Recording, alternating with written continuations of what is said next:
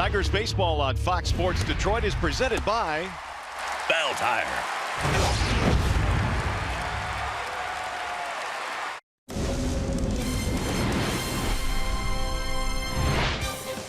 Well, after a lights-out spring camp, Michael Fullmer is back. The ace in the making his first start after getting his start postponed because of rain yesterday. Michael Fullmer and the Tigers ready to go here in Game 1 of this doubleheader as we welcome into Comerica Park. It's the Tigers and the Pittsburgh Pirates. Hi again, everyone, and welcome to Tigers Baseball. Happy Easter as well. Mario and Pemba, Rod Allen, glad to have you with us. The Tigers and Pirates in the first of two here this afternoon. Rod, really, it's been a kind of an uneven start to the season. The rainouts, the long game on opening day, but yet here we are. Yeah, you're absolutely right, and it's unusual that you would play 5 hours and 27 minutes on opening day and then have one game rained out and come back and play a doubleheader this early in the season, so it's quite rare.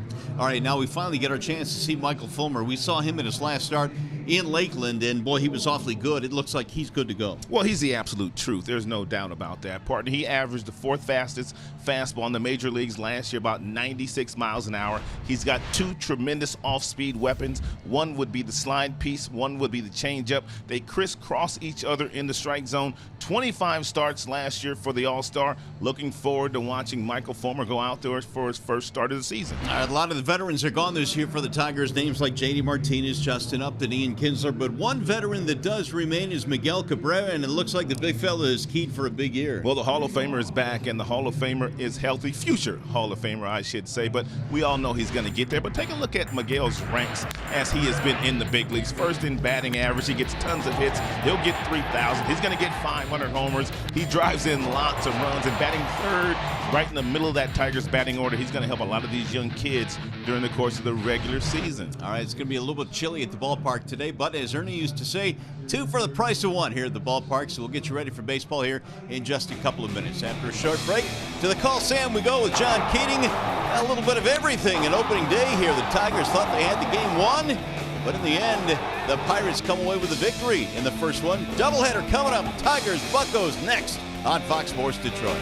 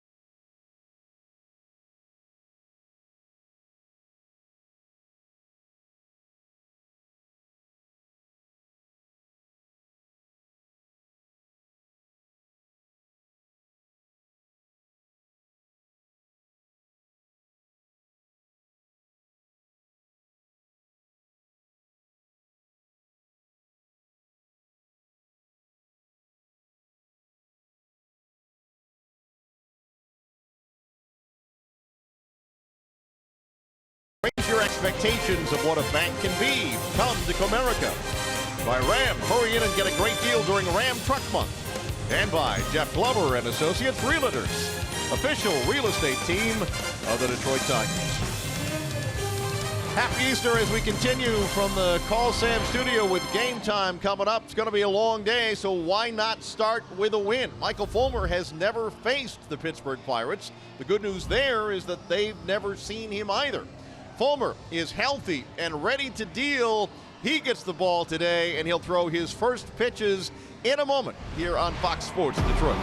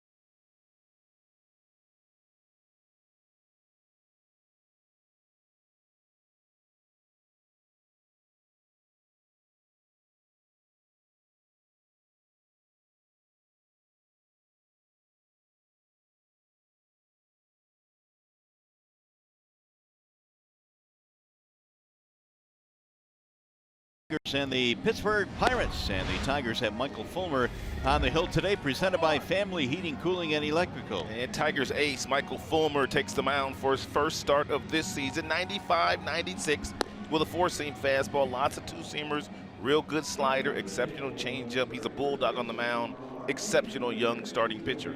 Here is the Pirates starting lineup that he will face today. It's presented by the Metro Detroit Chevy dealers. The Pirates won the opening game with a big offensive output. They've got Frazier, Harrison, and Polanco in the top three spots. Josh Bell will clean it up. Then Corey Dickerson, Starling Marte, and a bottom three of Cervelli, Moran, and Mercer.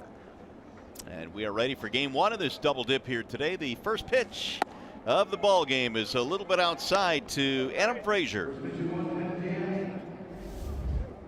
Frazier at 276 last year, 6 home runs. Knocked in 53 for the Pirates. A pretty good game in the opener. In fact, a lot of offensive players had pretty good games. 3 out of 7, couple of runs scored for the Pirates leadoff man. Yeah, the first pitch that Jordy Zimmerman threw of the season, he hit for a double.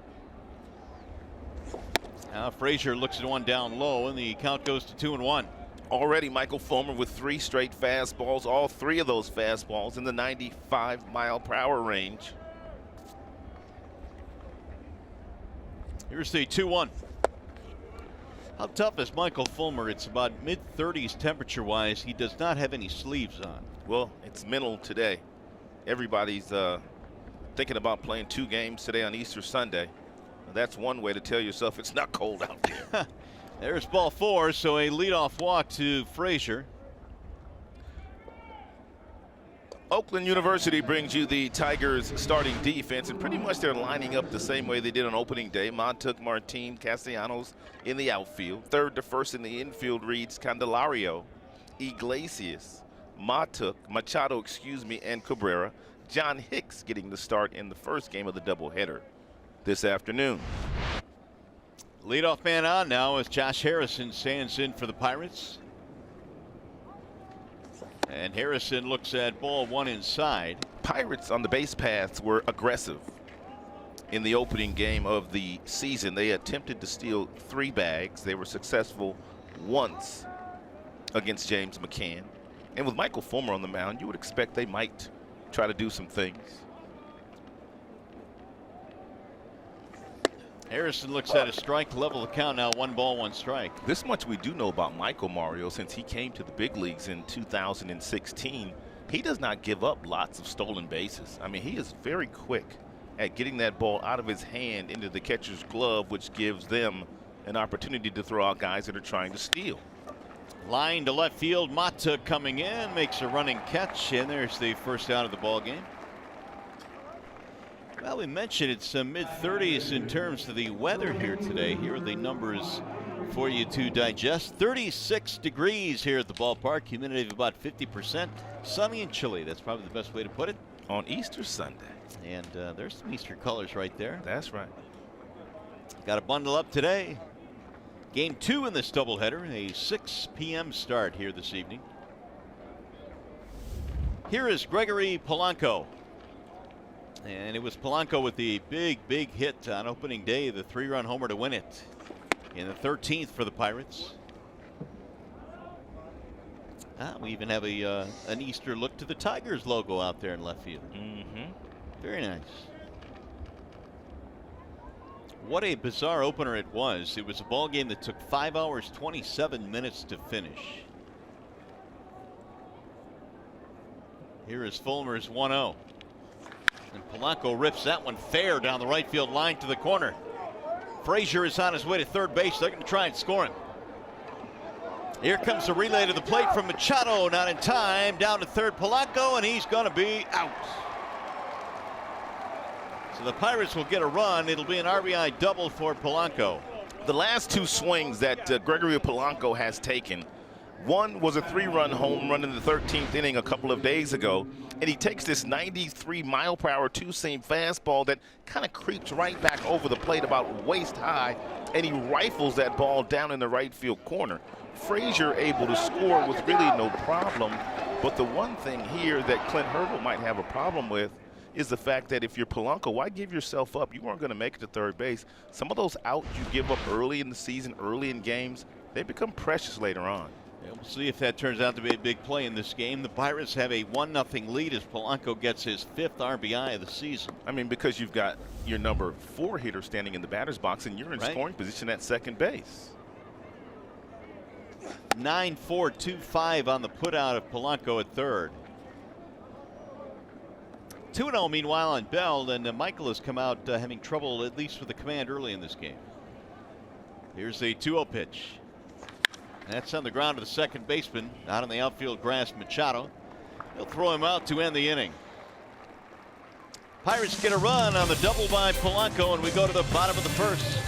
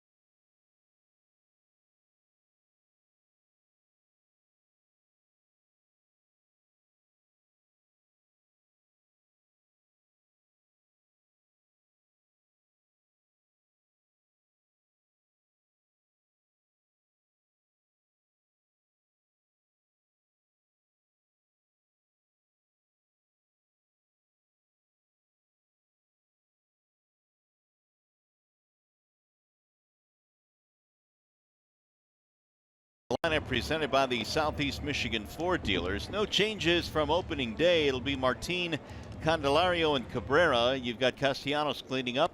Vimar batting fifth, and Hicks doing the catching. I guess there is a change from opening day. There you go. Matuk, Iglesias, and Machado. Mccann not catching in the opener. And they are facing the right-hander, Trever Williams, who is presented today by MGM Grand Detroit. He's got a power sinker partner, and the Tigers' game plan today, as far as the hitters are concerned, make him get the ball up in the strike zone. 7-9 a season ago with a 4.07 ERA. Power sinker. He's got a nice little slider with downward movement. He also will throw you a curveball on occasion to go along with a changeup. So the native of San Diego, 25 years old, Trevor Williams. He'll go to work, and here is Leones Martin, who looks at strike one. That's a pretty nice city. San Diego is a nice spot, and it's probably a little bit warmer than 36 right now. San Diego. Martin in the opener, 1 for 6. He scored a run. In there, a strike called, 0-2. That's exactly what he'll do a lot of. For the most part, it's two-seam fastballs that sink away from the left-handed batters, change-ups, not many curveballs thrown. He was jawboning with Lance Barrett. The home plate umpire didn't like that last call. You got Barrett, Lipka, Welke, and Randazzo as your crew for game one. And Martin did not chase the 0-2 fastball up, 1-2. Leones does have a little bit of power out of that leadoff slide. He hit a few in spring camp this year. Here's the 1-2 pitch. And in fact, a couple of years ago in 2016 with Seattle, he hit 16 homers. He's got good speed, really good defensive player in center field, and has a well above average arm from that position.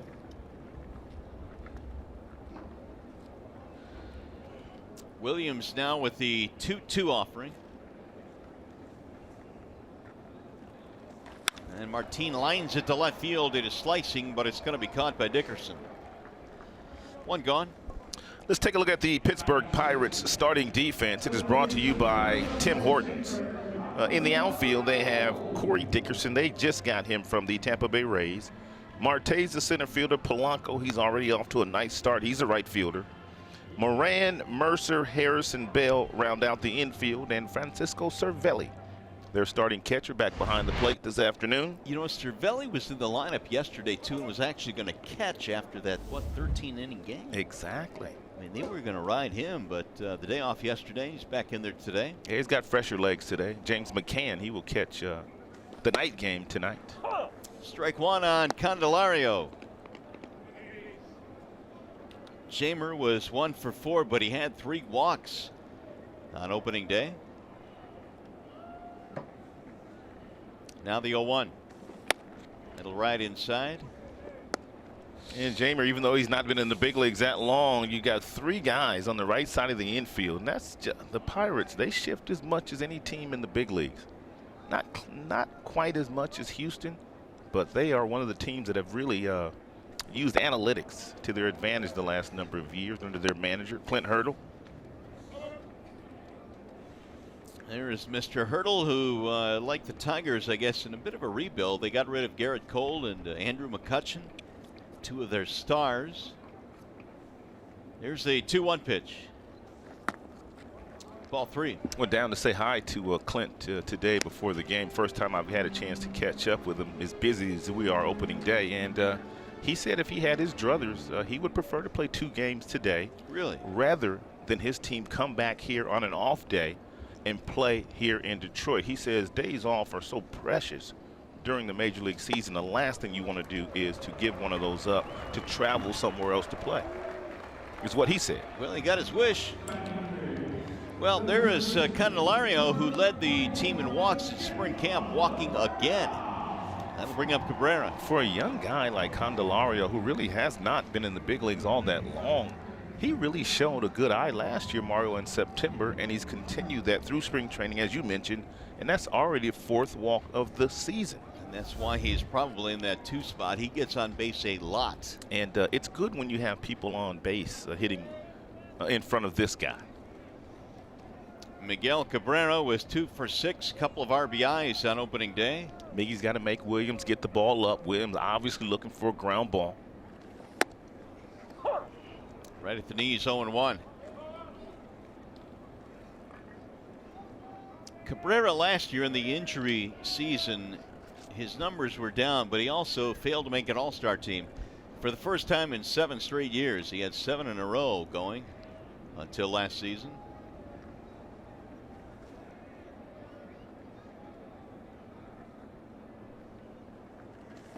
Swing and a miss, 0-2 on Cabrera.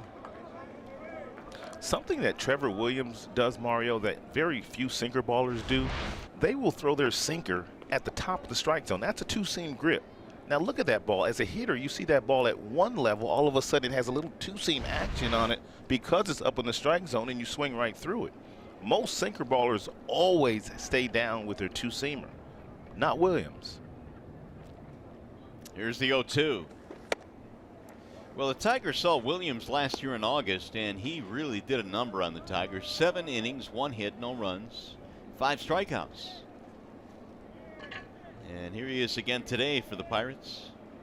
Here's Castellanos waiting on deck. Pirates got a run in the first on an RBI double by Polanco. It'll bounce in. Cervelli with a block. Hey, by the way, if the Tigers combine for 3 or more home runs in this game, simply bring a copy of the box score to a participating Arby's location tomorrow. Free small order curly fries will be waiting for you. How many box scores did you take to Arby's last year? Quite a few. They're those numbers that Williams posted August 7th last year against the Tigers. Slow roller towards short. Mercer, Harrison, and a double play. That'll go 6-4-3, and that'll take care of the Tigers here in the first inning. No runs, they get a walk, nobody left. We go to the second.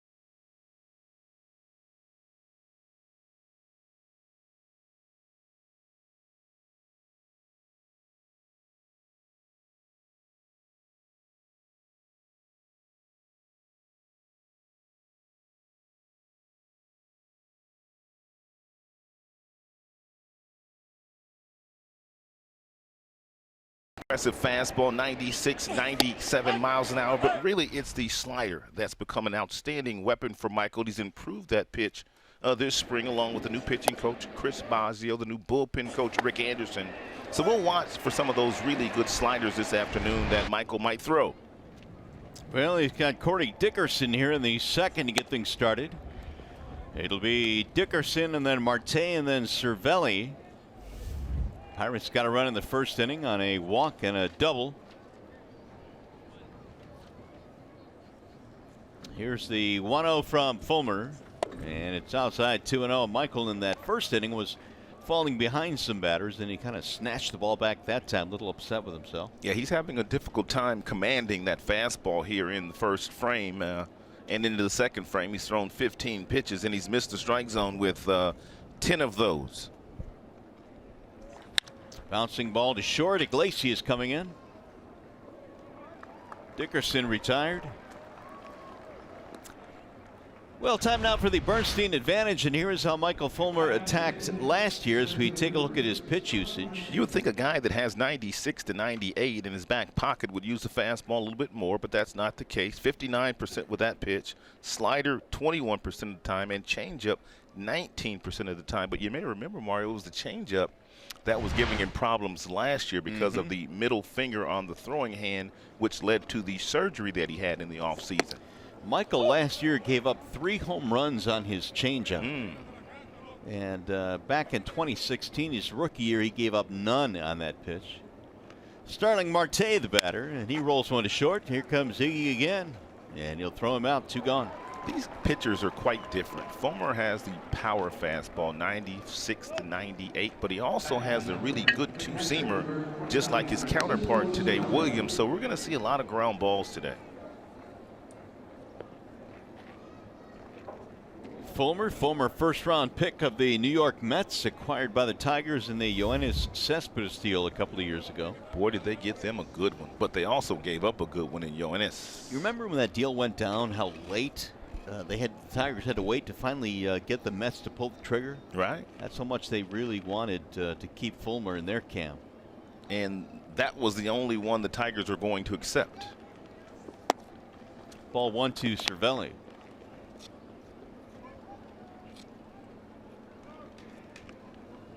Michael in search of the 1-2-3 inning. Cervelli had a big day on opening day. And here's ball 2.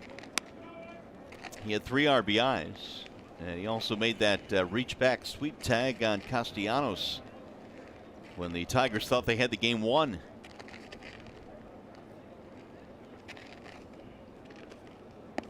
Cervelli swings on 2-0, a healthy cut, and it's 2-1.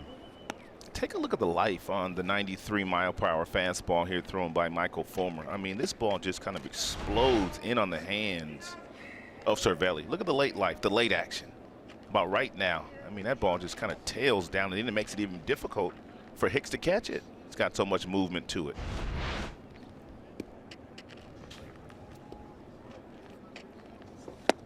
Ooh. Out in front that time. Ooh, that's that slide piece. That new improved slider. That dog will hunt right there. 2-2. There's the Boz, Chris Bosio, the new Tigers pitching coach, who has worked extensively with his new staff now coming over from the Cubs. Yeah, Michael missed outside, 3-2 now. You know, we talked about how Fullmer, even though he's a very young pitcher, did have the ability to kind of work on things in spring camp. Normally when you've got as little big league time as Fullmer, you're trying to win a job, but he's been the real deal. And he used spring camp to fine-tune some things. Slow roller left side, gobbled up there by Candelario.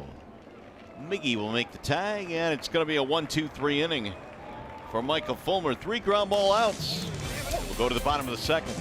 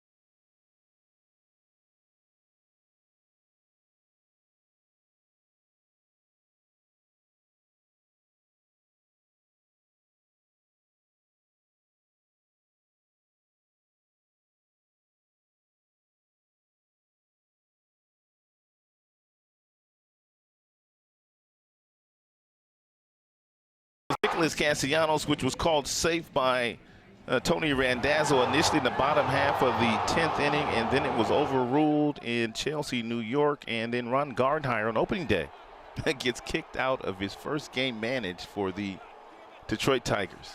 You know, Clint Hurdle had a great line after that game. He said, you know, it's kind of odd that Ron Gardner got kicked out by the guy who actually called him safe to begin with. That was funny. He was arguing with the guy that called him safe. Oh, well. Tigers took it on the chin that day, but today's a new day. Here's Castellanos. He'll lead things off. Look, got a strike 0-1. That would have been one of the best comebacks in opening day history for the Tigers. Yeah, it really would have. Had Castellanos been stayed safe after the initial call. You know, the funny thing is, Leonis Martinez, the Tigers were waiting for them to look at the replay, went up to Gardenhire and said, you know, if they reverse this, what are you going to do? You going to kick some dirt on the plate? And Gardy said, yeah, I just might. And he ended up doing so and got kicked out. Yeah. The 1-1. Well, in reality, as soon as you leave the dugout after Yeah. a play has been reviewed and the call has been overturned in the other team's favor, if you're the opposing manager and you leave the dugout, that's an automatic ejection. You can't even go ask them. No. Here's the 2-1 pitch. So far, really nice job by Nicholas Castellanos getting himself in a favorable count, 3 balls and 1 strike. He's laid off those sinker ballers that Trevor Williams has thrown. That's what you have to do. You got to make him get the ball up in the strike zone if you're going to have any success at all. And there's a walk, so the Tigers get their second walk of the game. Leadoff man aboard. Fans, do not miss Kids Opening Day, Sunday, April 15th. Tigers taking on the Yankees at 1:10. All kids 14 and under receive a free pause growth chart. If you'd like tickets, go to tigers.com or call 866-66-TIGER.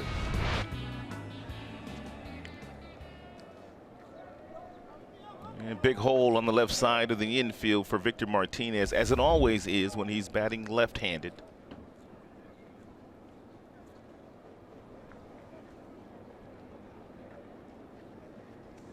Femart sends a ground ball right into the shift. It might be 2. There's 1. The relay is 2. Kind of a tough double play to turn. It went 6-3. Mercer, nice play there. Got enough on it. Second double play the Tigers have already hit into through the first 5 batters of the game.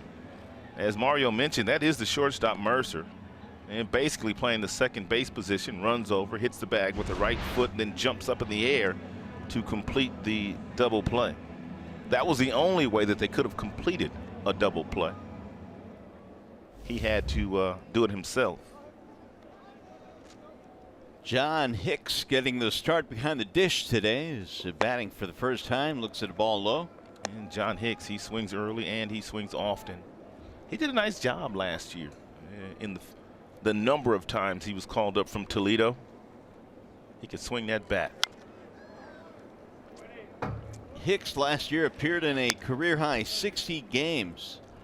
Had a really good month of August, hit .340 in the month, and as the season wore on, he had some big at-bats. There's James Mccann, who is getting game 1 off. He'll catch the nightcap. That will be Ryan Carpenter. Yeah. He will catch the left-hander they signed as a 6-year free agent. The Tigers are going to play a lot of the reserves in game 2. I was talking to Ron Gardner about that today, and he said, yeah, this will provide us with a chance to get the guys in early in the season because, as we've talked a lot about, Rod, in spring camp, these guys are playing every day, and then the reserves kind of sit the first week. Yeah, and if you're a manager and a good manager, and Ron Gardner will fall into that category, you won't go a week before getting a lot of those guys that were playing every day some reps during the regular season. Soft line drive to second, caught there by Harrison to end the inning. No runs, a walk, nobody left, 2 in the books.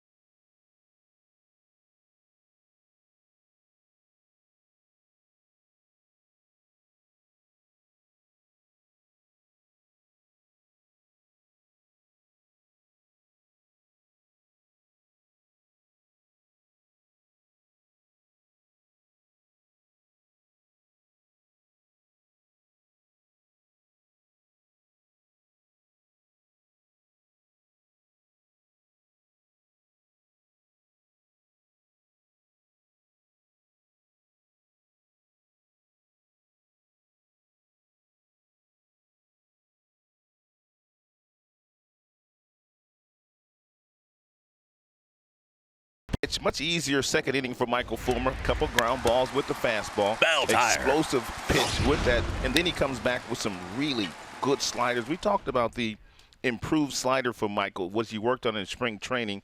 And because he's kind of breaks his wrist, sometimes he gets curveball action. But nonetheless, it's a plus pitch, and it's on display early in this game. And Michael goes back to work now as we go to the third, and Colin Moran hits one deep to left field. Mott took going back. That ball is going to be off the wall. Throw coming into second base, and a double for Moran. He wasn't hanging around. The first pitch he saw, he bangs to left field. It's his first hit of the year.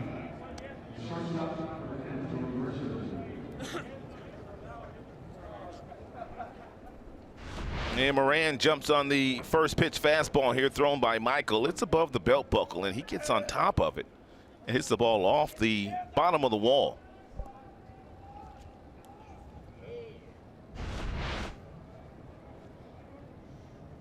Scoring chance now for the Pirates. Jordy Mercer is up there. Oh, Mercer is hit by the pitch. He will take first base, and that one's going to stay with him for a while.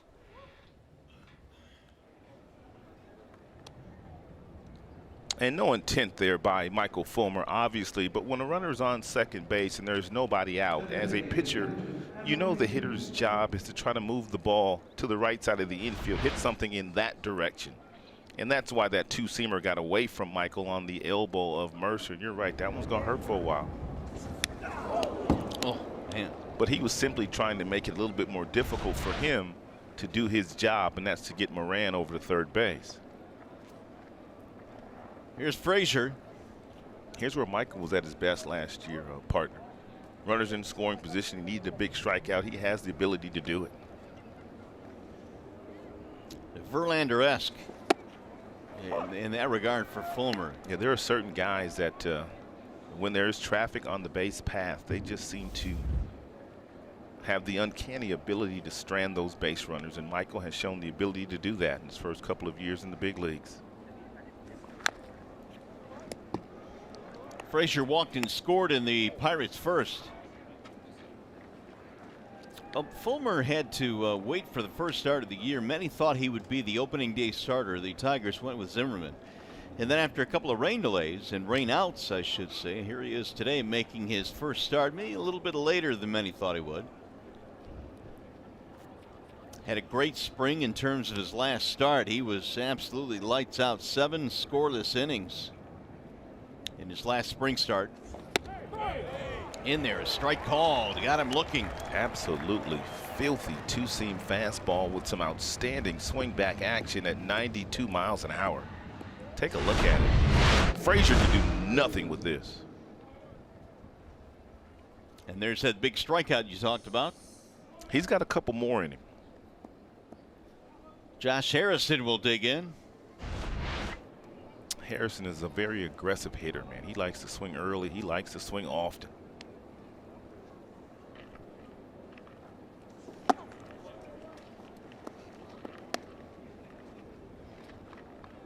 Harrison lined out to left in his first at bat.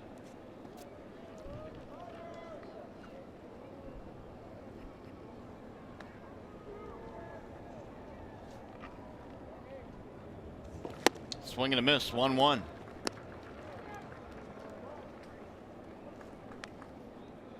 There's Jordan Zimmerman, who made the start on opening day for the Tigers.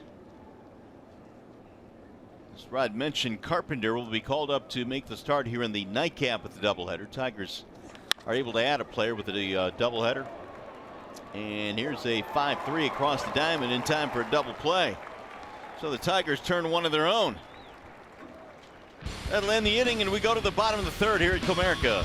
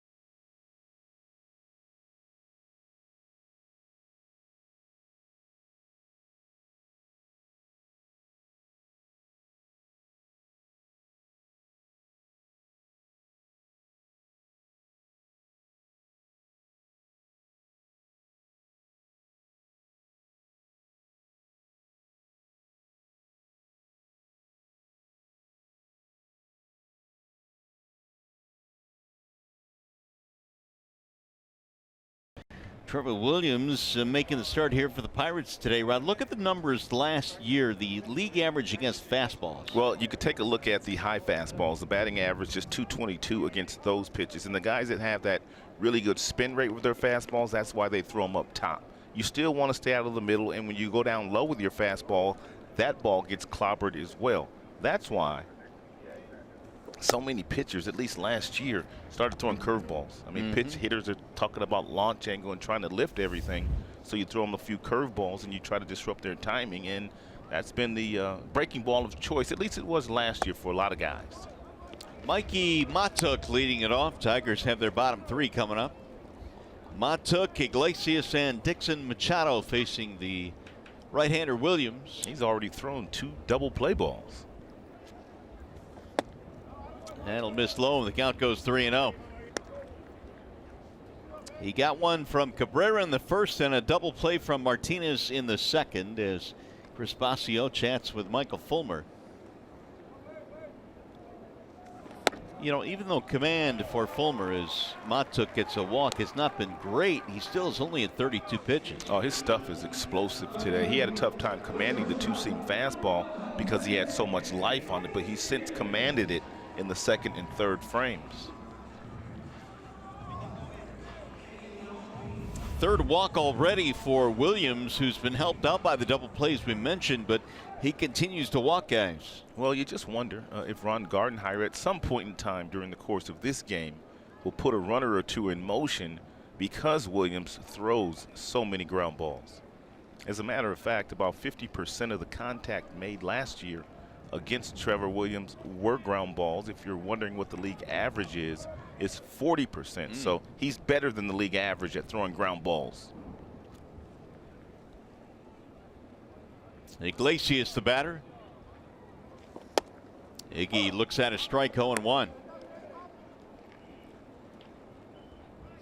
320 this spring for the Tigers shortstop. And he was 1 out of 6 on opening day, scored a couple of runs for the Tigers.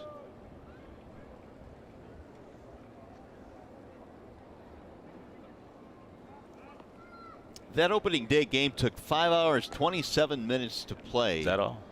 And it felt like more, didn't it? We had 23 runs on 31 hits in that game.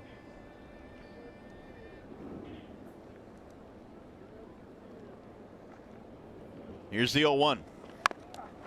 Nub right in front of the plate. Cervelli going to go to second, and they'll get the out there. Good heads-up play by Cervelli. 1-on-1 out now. We welcome in Johnny Kane. Hey guys, you were talking earlier how Clint Hurdle found some humor in the fact that Ron Gardenhire was ejected with arguing with Tony Randazzo, who had initially called his guy safe. Well, the reason Randazzo was behind the plate is because earlier in the game, in the 8th inning, George Contos had a pitch get away from him that hit plate umpire Mike Everett in the mask. Well, he was tended to by a doctor and eventually diagnosed with a concussion. So Everett forced to leave not only the game, but this series. Nick Lentz has joined the umpiring crew. He's at third base today, guys. All right, Johnny, thanks. You know, we talk about catchers a lot getting dinged up. But those home plate umpires, man, there have been a lot throughout the course of history of baseball that have had to quit the game because of injuries. Right. And Cervelli never got a glove on that fastball that hit Everett. Mike Everett. Here is Machado. Dixon takes inside. 2 balls and no strikes. Well, Machado had himself a nice game in the opener. He knocked in 3 runs, had the big double to tie the game in the 9th inning.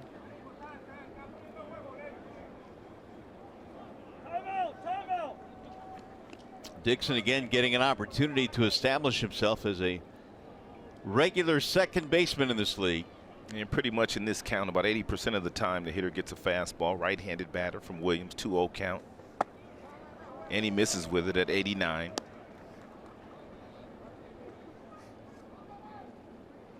Three 3-0 on Machado.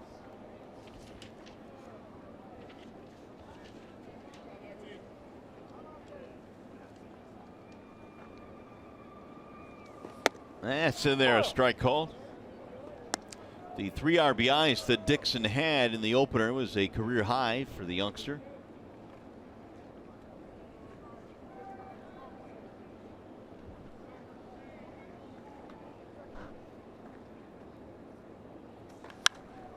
popped up foul. Back to the seats it goes, out of play.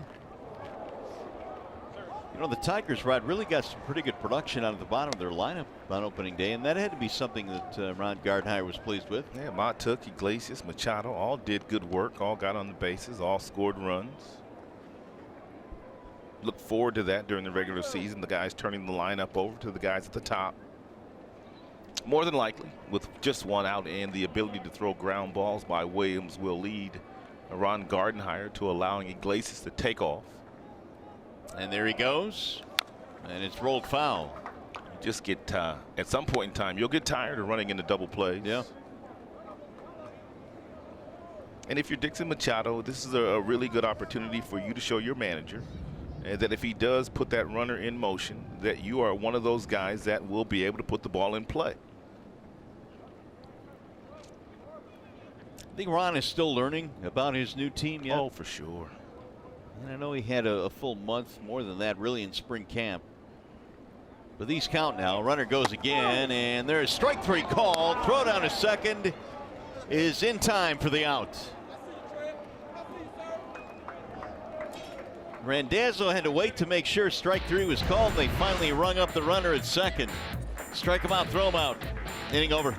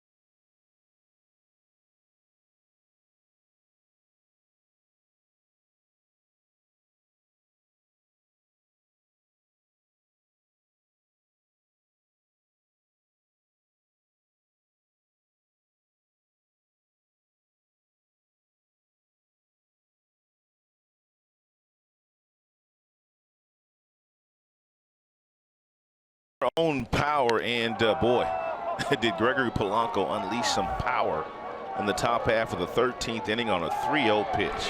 A 3-run homer against Alex Wilson, who was absolutely brilliant in that game the other day. It'll be Polanco to lead things off here. And Rod, we were talking about that swing that Polanco took to end the ball game the other day. When you get a lot of young hitters on a 3-0 count, they get the green light. They could be jumpy, over swinging. Yeah, they spin off the baseball. They swing at balls that are out of the strike zone. But he looked real cool, calm, and collected. He made sure the pitch that he got was one that he could handle. And he thought about hitting the ball to the big part of the diamond. And he hit that ball to right center field, which was it's a pretty good poke to hit that ball over the out-of-town scoreboard. 2-1 on Gregory Polanco. First ever start for Michael Fullmer against the Pittsburgh Pirates. So they're getting their first look at the talented right-hander. Fullmer allowed a run in the first on a walk to Frazier and a double by Polanco. And so far that has been it in this ball game. 2-2. Heavy dose of mid-90s two-seam fastballs thrown by Michael in the game. He's thrown a handful of breaking balls, the slider. He's thrown some changeups as well. Here comes that slider. If he buries it down and in. Ooh, oh, man. Ooh. See you later, Polanco. My goodness. Second strikeout for Michael. This pitch right here that Michael is throwing, the slider, it's improved. And one of the reasons why it's improved, about 5 days after Chris Bosio got the pitching coach job after he was fired from the Chicago Cubs, he noticed that Michael Fullmer was landing too hard on his land leg, his landing foot, the front foot, landing too hard, which kept the slider from being as good as it should be. So he softened up that front side, and that's the result you get, those last two sliders. That's another good slider there. But he softened up his front side. He gets that position with his wrist in a better position, and I've already seen some great sliders, haven't you? I have, and you know, it's kind of amazing that a guy like Bosio can, you know, he's not a guy that has seen Fullmer pitch every fifth day or watch his bullpens. I mean, this is not something that, you know, he's been able to easily pick up by because he has seen him a lot. Right, right. You know, he just watched some video and noticed it. This is real talk, though. I mean, if you're Chris Bosio, you just got fired from the Chicago Cubs, and your team is pretty good. You got a pretty good pitching staff over there. So the last thing he was going to do was come over here and then sit back for a month while he could already identify what guys were doing. Why not take the initiative of making guys better? No doubt. But that's usually not the case. Guys get new jobs. They wait 3 weeks in spring training before they make any adjustments whatsoever. He was making adjustments a few days after he got the pitching coach job. 3-1 on Josh Bell. In the air to right field and hit deep. Castellanos is on the move. Nick still going back. It's up against the wall. Bell's got extra bases, and he will motor into second with a one-out double. The third double of the game for the Pirates already.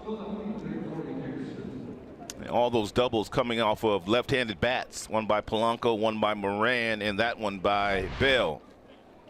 It's a fastball.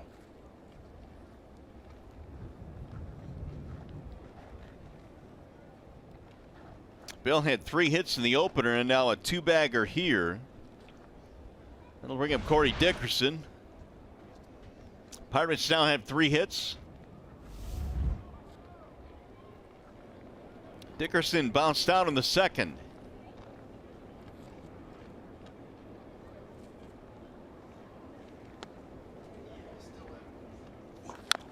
He'll roll that one foul, 0-1. Just reading an article on Dickerson. Before every game, he will take rubbing alcohol and clean up his bats. Really? He wants all of his bats to be pristine because he wants to see the marks that are made on his bats and where he squares balls up and where he doesn't. And he'll know that if he squared a ball up and made it out, that it was pretty much the movement on the pitch and not that he misswung. So he slaps that one to third. They might get 2. Nope. Back in there is Bell. 2 gone. But it's interesting. Yeah, Candelaria had him played perfectly. Yeah, so a lot of guys just, when they have a good bat, they know that bat's going to be good. They just use that bat until obviously it breaks, but he cleans his up every game. That's the first time I've heard that. Yeah, rubbing alcohol is pretty much what he uses, and it works for him. 2 outs, and that'll bring up Starling Marte.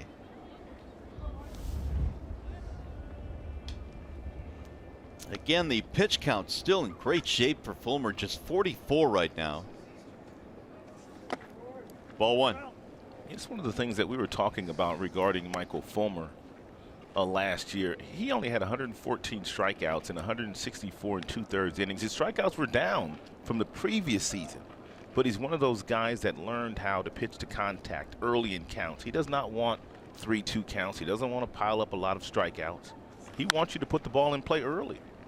His strikeouts per 9 in his rookie campaign, in which he won the Rookie of the Year, were about 7.5. Yeah.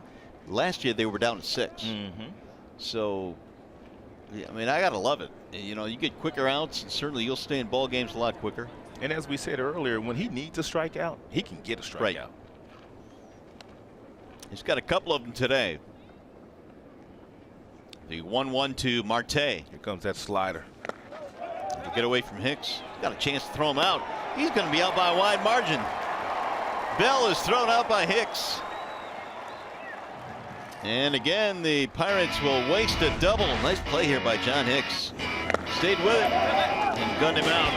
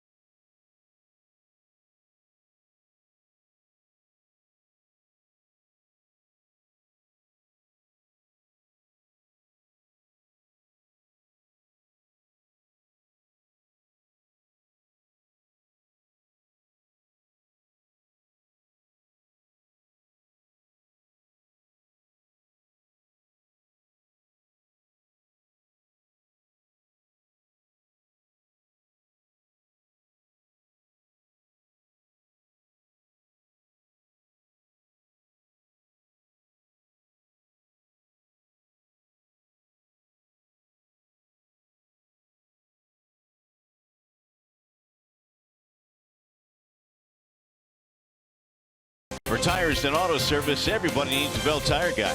And by Chevrolet, the most awarded and fastest growing brand, last 4 years overall. Here we go. The Tigers coming to the plate now as we head to the bottom of the 4th inning on a very chilly day here at the ballpark. You got some brave fans nonetheless here on Easter Sunday. Happy Easter to all of you tuning in today. There's a ball down low to Leonis Martin. And so far, Tigers no hits today against Trever Williams. Second time through the lineup now for Leonis Martin. Let's see who makes the adjustment. Top of the order, Martin, then Candelario and Cabrera facing Williams. The 1-0 is in there. Strike called on Leonis. If you notice, their catcher for the most part, Francisco Cervelli, because Trevor has such good movement on his two-seam fastball, he pretty much sets up right down the heart of the plate and just lets the ball do whatever it's going to do. That one dips low, 2-1.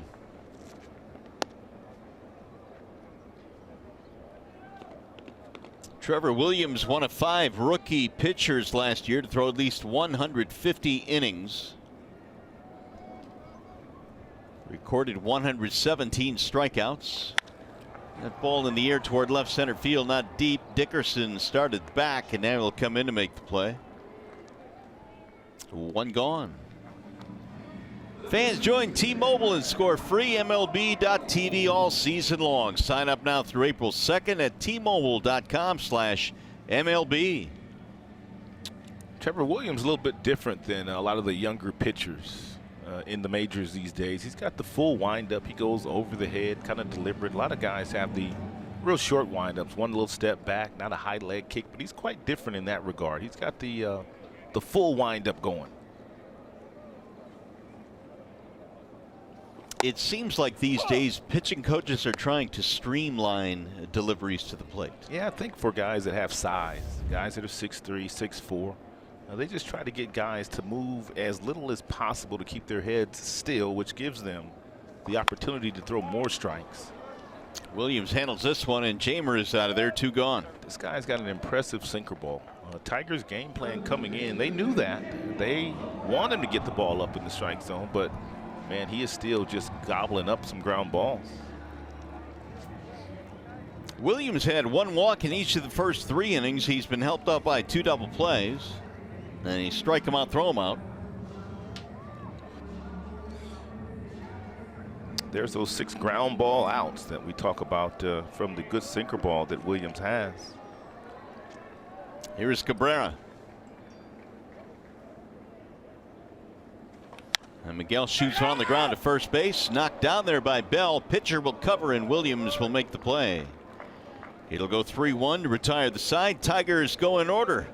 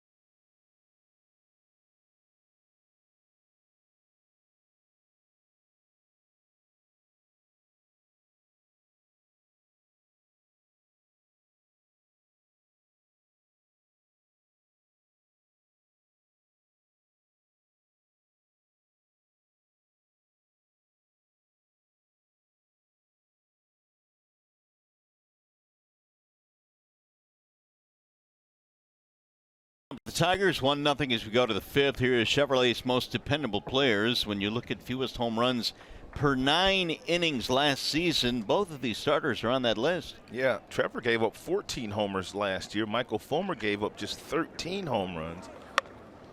Ball bunted back to the mound. Fullmer handles this one. 1 pitch, 1 gone. And we're talking about a year which home runs were up a lot. I mean, record number of home runs, but yet both guys here today were able to keep the ball in the ballpark. Here is Cervelli. We were talking about all the ground balls that Williams has already thrown here today. Fulmer's thrown about 6 ground ball outs himself. Yeah, he has. He got 3 of them in the second, and he got that big double play in the third. 1 run, 3 hits for the Pirates. No runs, no hits for the Tigers. We're in the fifth. Now Cervelli spins out of the way. 1-0. You don't usually see guys that throw 94 to 97 with this kind of action, this kind of movement on their 2-seam fastballs. Usually guys have 4-seam fastballs with that kind of velocity. But that slider, there's another one at 86. You can kind of watch the radar gun that we have on the screen, and when you see 85 to 87, sometimes 88, for the most part it's a slider. Every now and then it's a changeup. Well, we know Michael had the surgery last year. Was there any part of you that felt that, you know, coming into this camp, he maybe had to reprove to himself that he was all the way back? Well, I thought that maybe in the offseason, but you know, I go to Tigers fantasy camp every year. And I saw Michael throw a bullpen down there in January, so I was very impressed, and I knew that Michael was ready to go just by simply watching him throw that bullpen down there in January. He spent the entire offseason basically in Florida getting ready for this season. That's into shallow right field, and Castellanos is there. So I had no concerns about Michael this season. 2 up, 2 down here in the Pirates' fifth. Here's Colin Moran. Moran had a double in the third. One of 3 doubles that the Pirates have had in this game, but they've only scored 1 of them.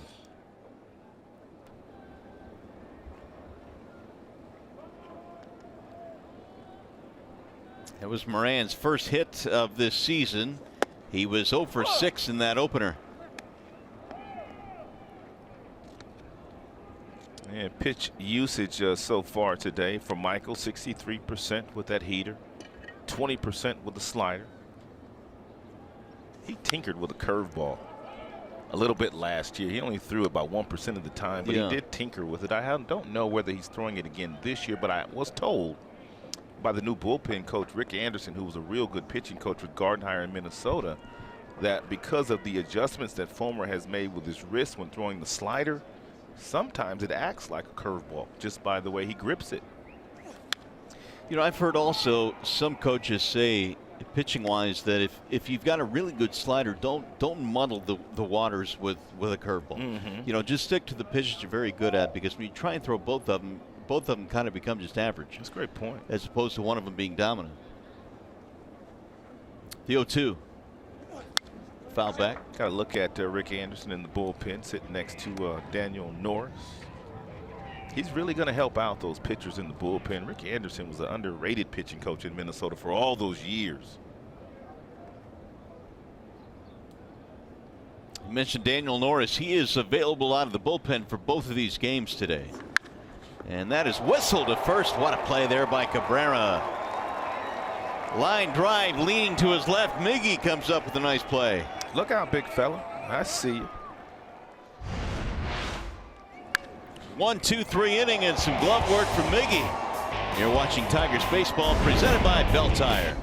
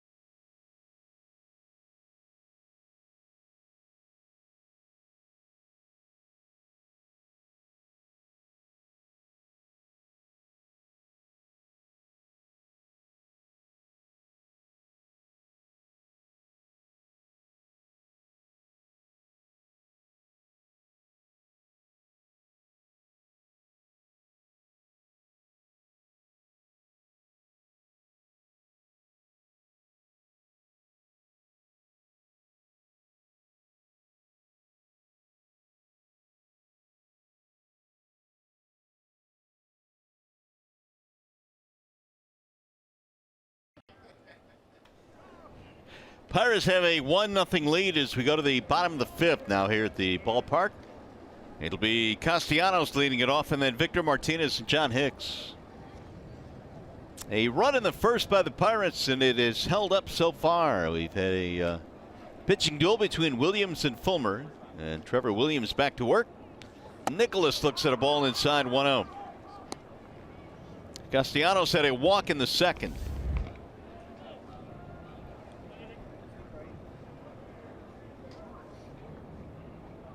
One of 3 walks in this game for Trevor Williams. Nick looks at a strike in the outer edge. Shifting to the left side of the infield, you see the second baseman Harrison on the other side of the bag.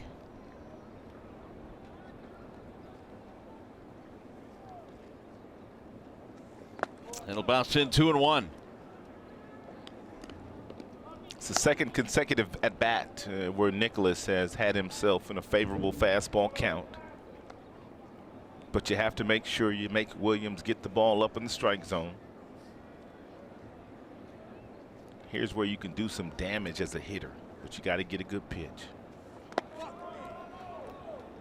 Do you think hitters, from their standpoint, really care what's going on with the defense in terms of shifts, or do you think guys just go up there and just stay true to what they do? I think in certain situations, guys pay attention to where the defenders are, but in this particular situation, nobody on base. You shouldn't try to shoot the hole in the 3-1 count. You should try to drive the ball into the gap somewhere. But with a runner in scoring position, if they're going to play you this way, you might as well try to hit that ball towards second base where really no one's standing. Or if you're a left-handed batter, and let's take Victor for an example. When they play you around to the right side of the infield and that whole left side's wide open, go ahead and drop a bunt down. Go ahead and hit the ball the opposite way. Go ahead and do whatever you can do to get on base, to drive in a run sometimes. Here's the 3-2 now to Castellanos.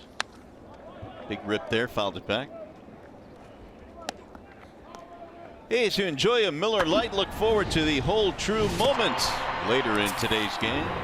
You know, I think if you're Clint Hurdle and you find yourself going up against a guy like Castellanos in a 3-1 count and you get him to try to hit the ball towards second base, you're winning in that situation. Sure. And he walked in ball 4. Yet another walk for Williams, and we welcome back in Johnny Kane. Well, Mario, guess who we found? Who you got? The super fan of Super Mario, Tyler from Toledo. Take a look at this signage right here. We saw that during the pregame. What about the other one here, Tyler? Let's see the other sign. Mario Mpemba is my hero. Why Mario? Because I study broadcast media. You know, the media guys need the love. I mean, they never get the love, and Mario's a great guy. Started from the ground up, and it's kind of an inspiration. So. That's terrific. He was actually telling me a story that Mario once told on the air. Tell me about that one. Yeah, he was talking about how he forgot all of his equipment when one of his first gigs, and he ended up using a paper towel, not paper towel, but toilet paper roll to hold his mic. So. Is this accurate, Mario? Do you remember it? It is very accurate. It is accurate. Appleton, Wisconsin, 1987. Appleton, Wisconsin, 1987. How about Tyler? Just has the book on Mario Mpemba. All right, well, you are an aspiring broadcaster, so I'll let you send it back up to Mario and Rod. You send it back to the booth, please.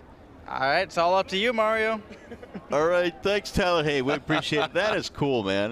That's real cool. He's got a great future. It appears in broadcasting. It's kind of neat. He said one of the reasons why you're his hero is because you started from the bottom and now you're here like Drake. Yeah. Started from the bottom, now I'm here.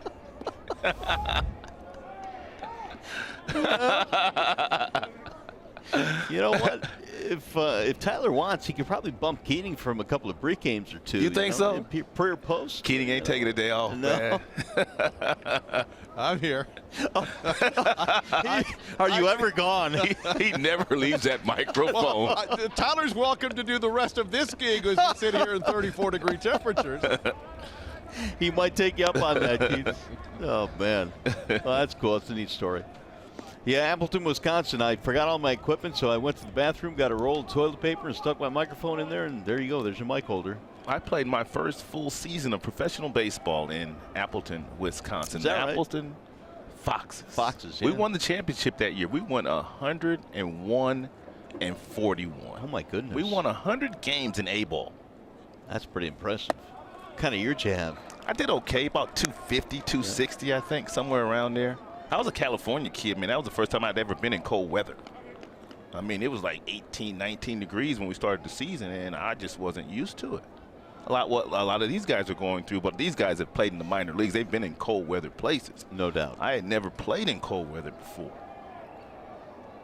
Well, Tiger fans have plenty to keep them warm today, and they'll need it tonight as well. The 6 o'clock start for the second game of the nightcap.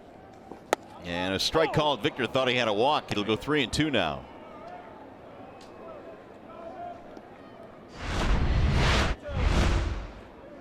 The Tigers doing their best to make him get that ball up. That's a nice frame job by Cervelli. You watch him pull that ball up ever so slightly. He basically stole that strike right there for Trevor Williams.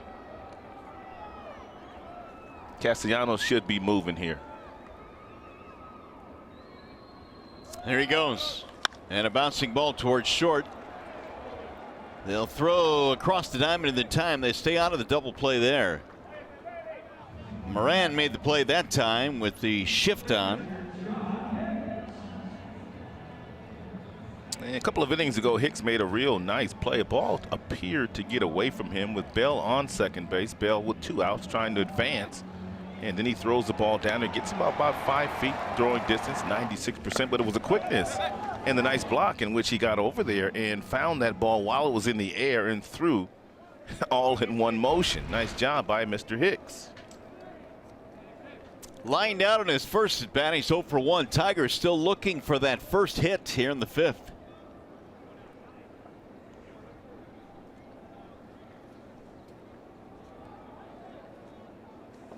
There's ball 1, missing low and away from Williams. And that decision by Ron Gardenhire on the 3-2 count to start Castellanos, prevented them from turning their third double play of the game. Williams got one in the first. He got one in the second. The 1-0. Pulled foul. Hicks is not bashful about swinging that bat. Mentioned John played in his career high 60 games last year. He was originally a 4th round pick of the Seattle Mariners quite a few years ago, 2011. Out of Virginia.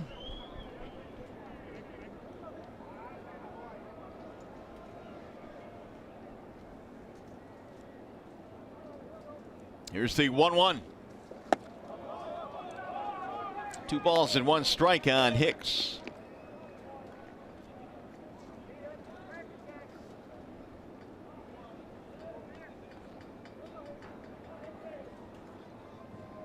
Tigers trying to get that equalizer. They have a runner at second with 1 out. They have managed a handful of walks here, but no hits so far. Here's the 2-1. Did not go. 3-1. So some deep counts now for Trevor Williams. Yeah, just about every single guy in this inning, he's been behind. As a matter of fact, he's thrown more balls in this contest than he's thrown strikes.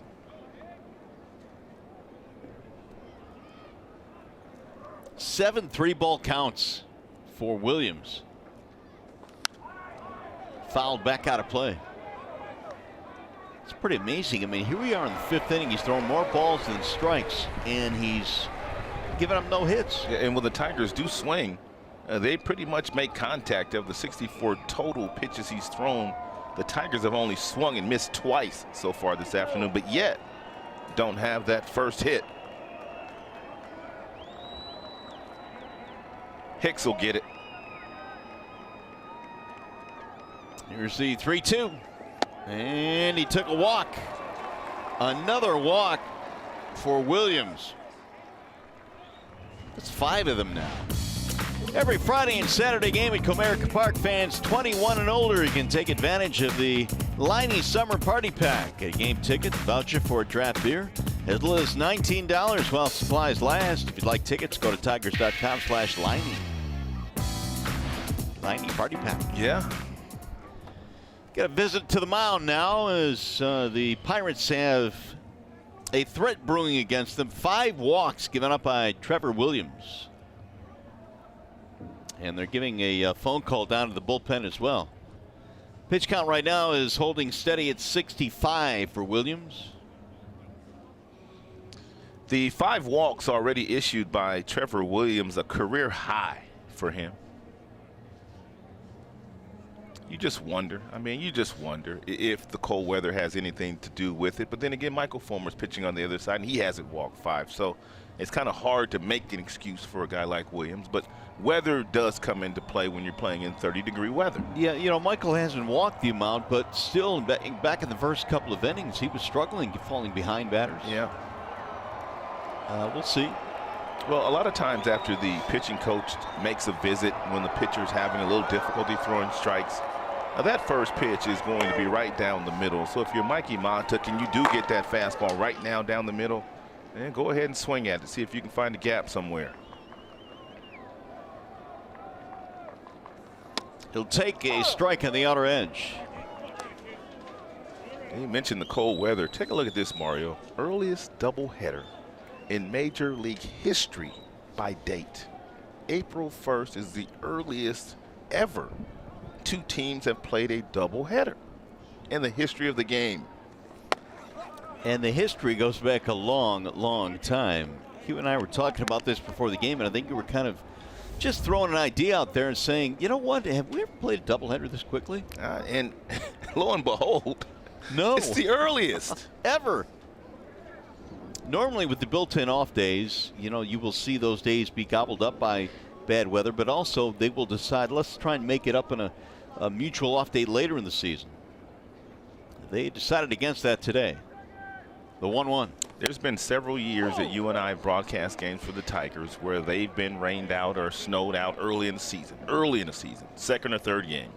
But they wouldn't play a doubleheader early in the season. They would simply play that game later on during the year. But the Tigers decided that they would play 2 here today. Now, as Gardy said before the game today, there are a lot of folks that go into making that decision. It's the Players Union, Major League Baseball gets involved, the Tigers, the Pirates. Everybody talks about options. Of course, this is the only trip that Pittsburgh will make to Comerica Park this year. The 1-2.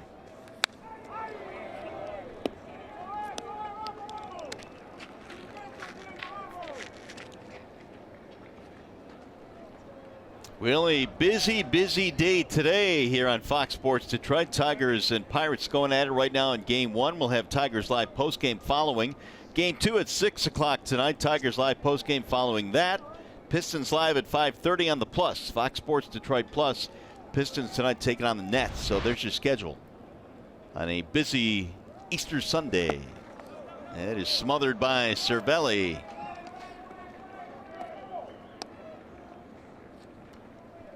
2-2 now on Mikey Montauk. 2 out for the Tigers, down by a run.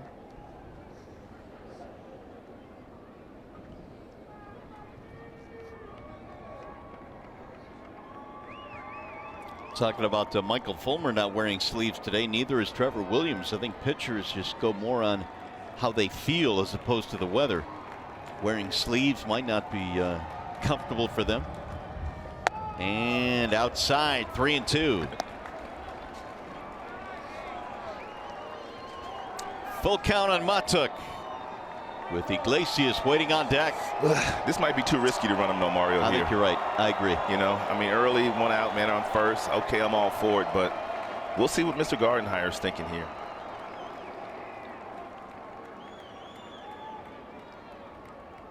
Runners hold, and he drive towards center field on the line. It's going to be caught by Marte. Hard hit ball off the bat of Montauk. Really the first hard hit ball today against Trevor Williams. 2 gone. That's just the part of baseball that stinks, man. You can do absolutely everything right and kill the baseball and hit it right at someone. So Mike, even though he made it out, gets some handshakes. Did good at bat. He ran the count full. Here is Iglesias.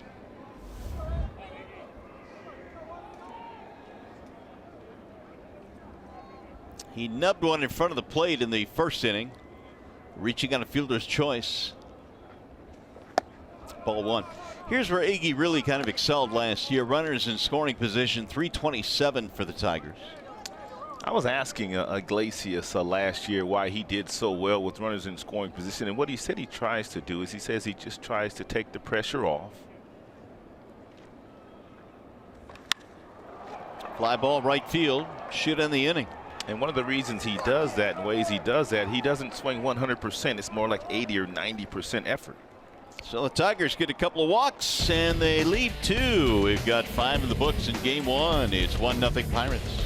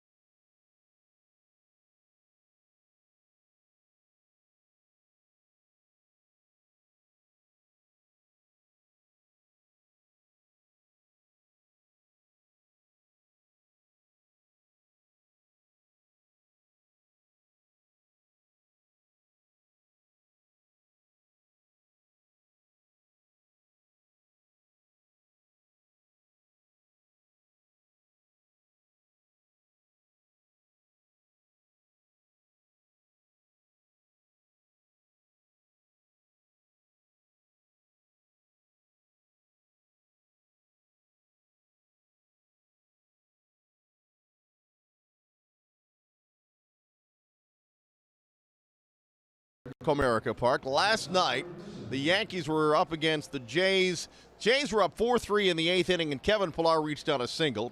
Then he swiped second and third, and then home. A straight steal against Dellin Betances and Gary Sanchez. He's the first Blue Jay in history to steal 3 bases in the same inning. Toronto won with that added insurance by a 5-3 final. Back we go to the warmth of the broadcast booth upstairs. Hey, Rod, it's kind of warm in here. Could you turn down the heat, please? It is just toasty in here. Oh, man. Man, I can take my jacket off and everything. Can I get you a cool drink or anything? One with an umbrella, please. Oh, my. Thanks, Keats. Stay warm down there. What I noticed about Kevin Pillar stealing those 3 bases, he did it against Dellin Betances. Yeah. And it looked like Dellin Betances is a shell of himself. I mean, mechanically, he just looked like he's all out of sorts. And give Kevin some credit. He took advantage of a struggling pitcher right there. You know, Dellin Betances throws so hard, but on many occasions against the Tigers, they took advantage of his wildness. Yeah, he really hasn't figured it out since the postseason last year when he was struggling. And they need him. Well, maybe. The other pieces of that bullpen are pretty good. They're fairly deep. Jordy Mercer getting things rolling here in the 6th in a 3-1 or a 1-0 ball game. 3-1 is the count on Mercer. And he will look at a ball high, ball 4. Michael Fullmer, 7 of 19 in first pitch strikes, which is not good. But what Michael has the ability to do, even though he falls behind, the stuff is so good, he can still come back and dominate in that bat. Second walk issued by the right-hander, and that'll bring up the top of the lineup now. Here is Frazier. Strikeout and a walk and a run scored. He walked to start the game. Later doubled or scored in the double by Polanco, and that made it 1-0. We've had nothing going on since in terms of runs.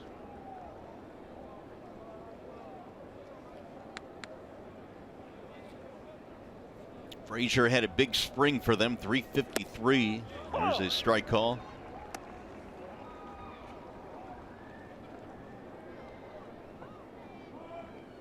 Trevor Williams really hasn't had too much difficulty today, although he's had to pitch around, what, 5 walks? He resembles Bryce Harper, doesn't he? He does, yeah, with the beard. Just the look overall, they kind of look alike. Favor one another. Michael Fulmer's getting the ball out of his hand into the glove of John Hicks in about 1 second.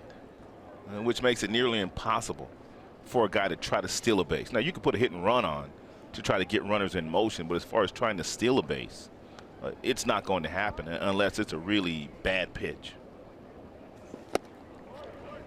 2-2. I mean, most guys that if you have a decent delivery toward home plate, you're anywhere from 1-2 to 1.25, which is good enough to throw guys out. But when you're in that 1 range, 1.05 range, that's really good at doing your job at shutting down the running game. Ground ball back up the middle of Iglesias. He'll fire to second one, and the relay from Machado, a double play. And Mario, that's the byproduct of a guy that has a very quick delivery. You can't run on him, and he's throwing lots of ground balls, so you get the tailor-made double play to Jose Iglesias. Second twin killing turned by the Tigers today. Michael Fullmer pitched 164 innings last year. He gave up 150 hits, and then you add in the walks, a few more base runners, only 4 steals all year. Here is Harrison.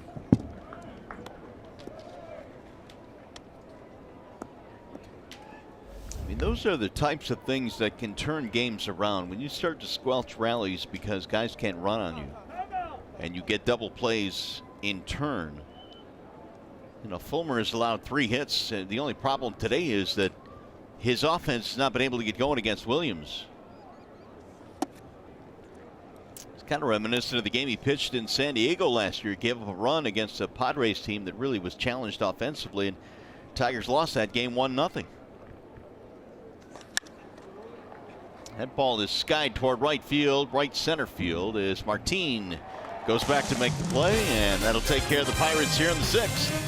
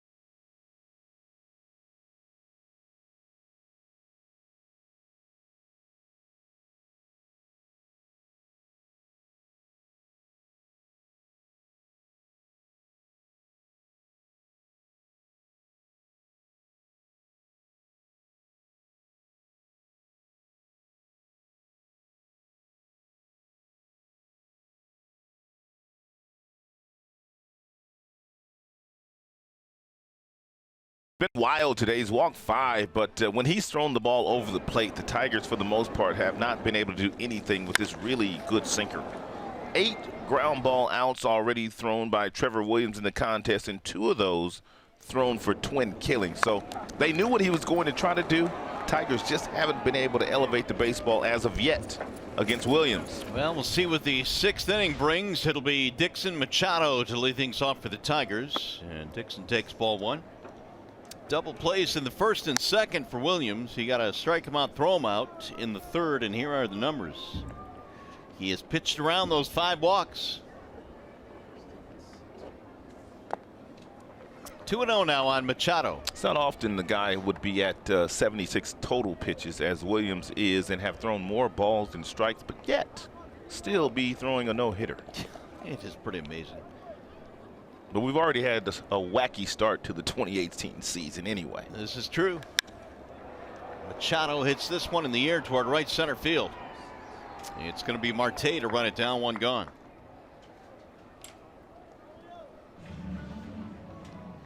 Well, looking for a great volunteer opportunity? Well, we have one for you. Come on down to Comerica Park on Sunday, April 29th. You can help out with the I Ran the D 5K presented by DTE Energy. For more information and to get more info on volunteering for this great event, go to foxsportsdetroit.com and we'll have it all there for you. The I Ran the D 5K. You were just saying a couple days ago you wish we were in town for that, weren't you? Yeah, I was. Yeah, I thought you were saying that. You were saying I would walk the D, not actually run it. Yeah, I couldn't do it. I'd love to be able to run. I was never, ever a runner. How about you? No, I didn't like it. I mean, I could run some sprints, man, but that long distance stuff, man, they can have it. You'll still do the treadmill. Oh, for sure. Yeah. Get up there and try to get a little workout in. Here's Martin with one out. Leonis hammers one foul to left field, 0-2. He hasn't had many 0-2 counts today. That much we can say, for sure. And on a day in which we've talked about Williams keeping the ball on the ground, the last three Tigers have hit the ball in the air. Just not deep enough. Yeah, harmless fly balls. And two of the three, you wish they'd hit the ball on the line on the ground. That's Iglesias and Iglesias and Machado. That's a fair ball. Bell will throw to Williams, covering, two gone. Now, Jamer Candelario.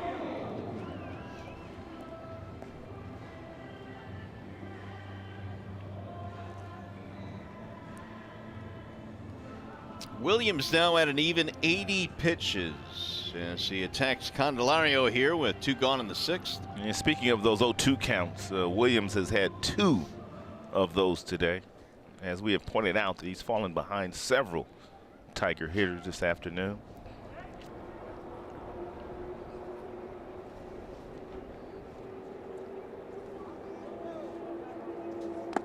Ball one to Jamer. There's that shift again against Candelario from the left side.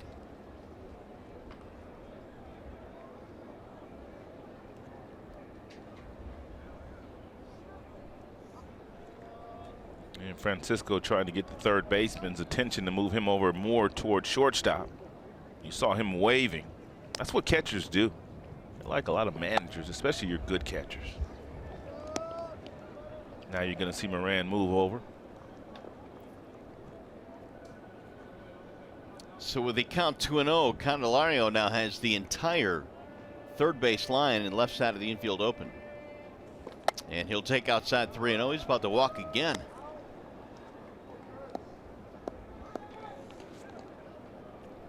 There's Trevor's dad. His name is Richard. Watching his son's first start of the year in Detroit.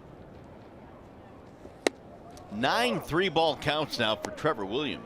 The rest of the traveling party for Pittsburgh will get home a little bit later to see their families on Easter Sunday than they had anticipated earlier with a doubleheader today. Jamer check swing roller again, right back to the mound, and Williams throws him out. He's got himself a 1, 2, 3, 6th inning. On our way to the 7th, Dad likes what's going on, at least from Pittsburgh's point of view. Still 1-0 Pirates.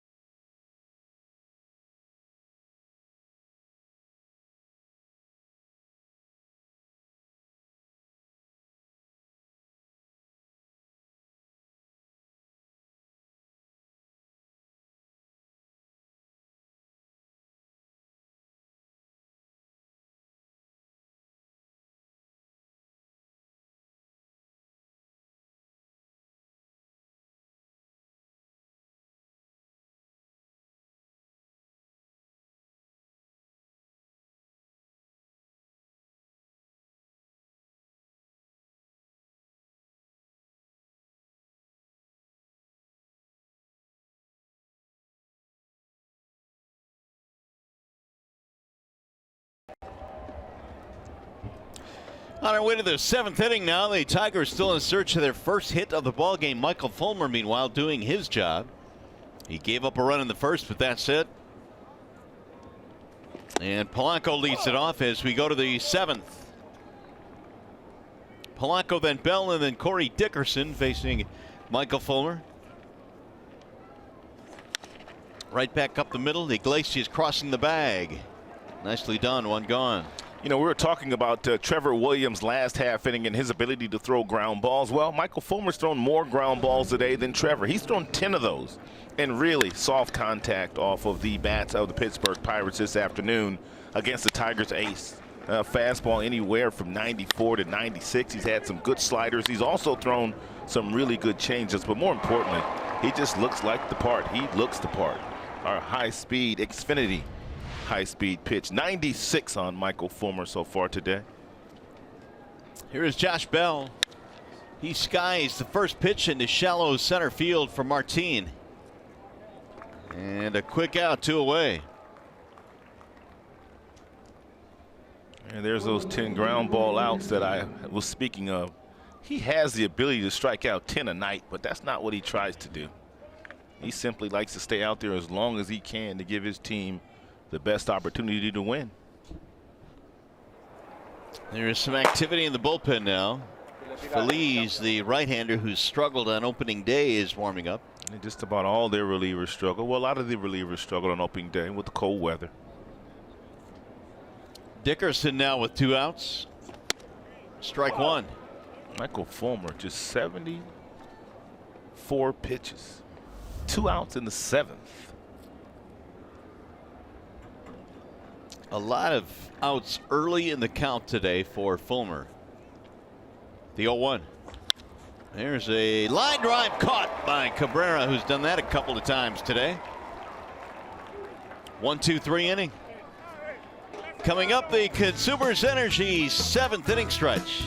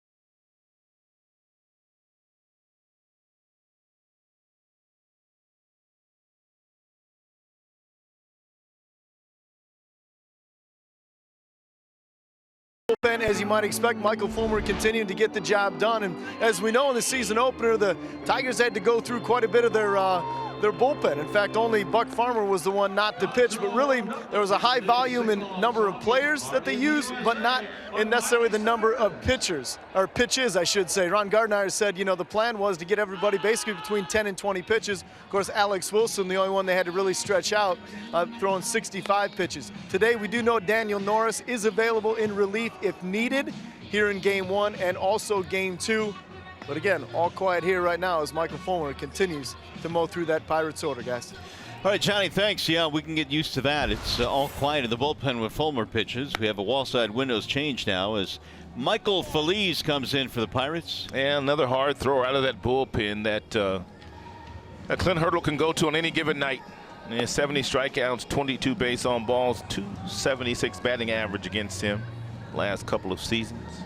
Trevor Williams left throwing a no-hitter. He did indeed.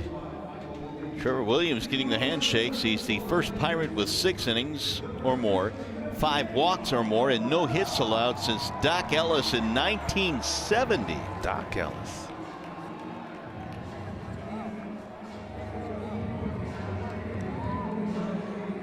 Well, here come the Tigers now. It's going to be Cabrera to get things started. We'll see what they can do against bullpen now that Trevor Williams is out of this game. This is just what the Tigers were looking for. Yeah, no doubt. Just what they were looking for. Especially since Felipe struggled on opening day and Miggy pounds one foul back out of play. Allowing 4 runs without retiring a batter in the 7th inning. I like what Clint Hurdle did. He said, I'm going to get him out of here right now. Yep. I'm not going to go through the 7th and the 8th with this guy throwing a no-hitter and put pressure on myself to leave him in the game. I'm just not going to do it. Lifted in the air toward right field, shallow. It'll be playable for Polanco. 1 gone.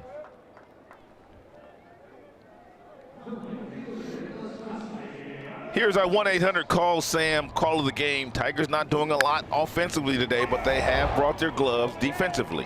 Miggy made a nice play against Dickerson.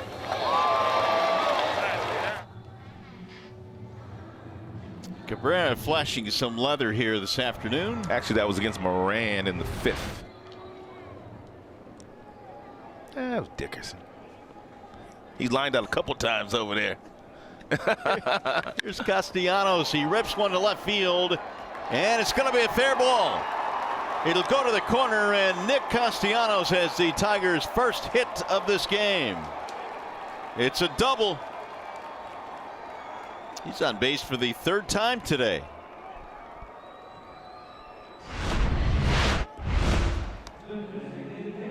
Like a breaking ball that was at 84 miles an hour, ripped down the left field corner by Nicholas Castellanos.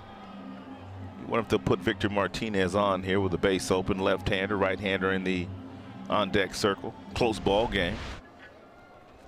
Tigers have the tying run in scoring position now. Victor has hit the ball on the ground twice, one of them resulting in a double play.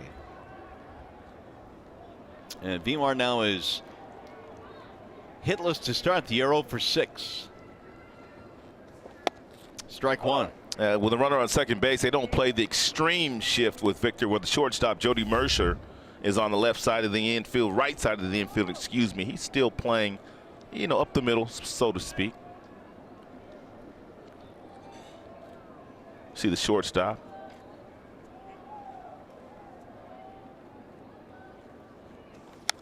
Good swing. 0-2.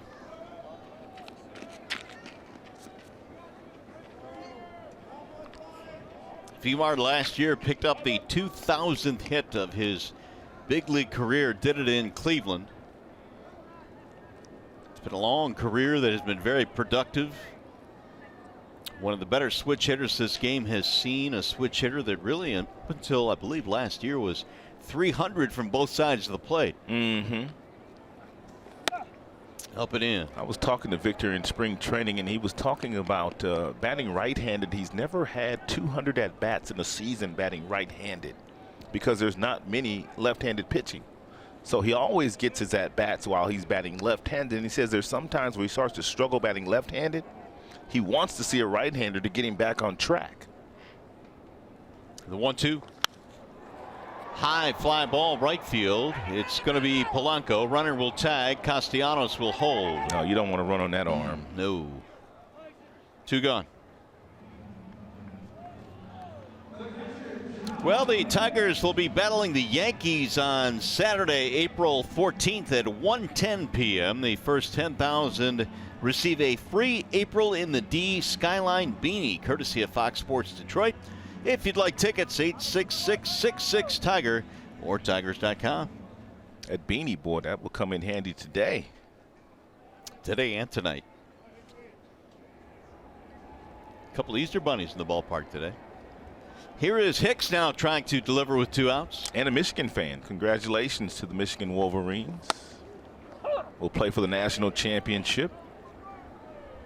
Villanova, man, they just killed Kansas. It wasn't. I was looking forward to a good game. Well, I think it still will be. Between no, Michigan I'm talking about Kansas and Villanova. Yeah, it was like 22-4. Oh my goodness! Out of the gates. Man, they was hitting them threes like nobody's business last night. The 0-1. 0-2 now on Hicks. John Beilein, man, he is just a great coach. And I think he's finally getting his due this year based on what this team, which I think was predicted to get this far, is really showing. Got the block M's out. They were out in force yesterday at the ballpark. Oh, you already know. We got some Michigan grads on the staff here at Comerica Park, and they were proudly wearing the M. The 0-2. He held up. 1-2 on Hicks. Line out and a walk. Barry Bonds fan here too. Yeah. It's an old school jersey there. Swing and a miss, and Hicks is out of there, and the 1-out double is stranded. We go to the 8th.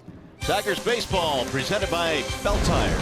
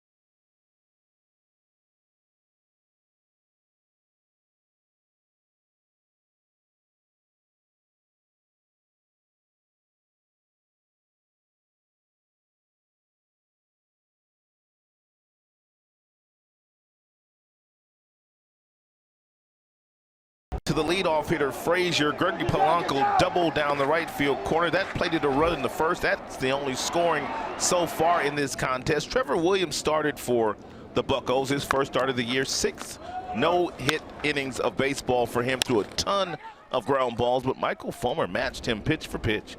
He has been outstanding. He's only given up the 1 run. He's got a couple of strikeouts, but he's thrown 10 ground ball outs as well. So a couple of really nice outings today by both starting pitchers. Starling Marte will lead things off for the Pirates as we go to the 8th. Still 1-0 Pittsburgh. They got a run in the first, and well, it's held up. Yeah, Michael Fullmer, pitch count in outstanding shape.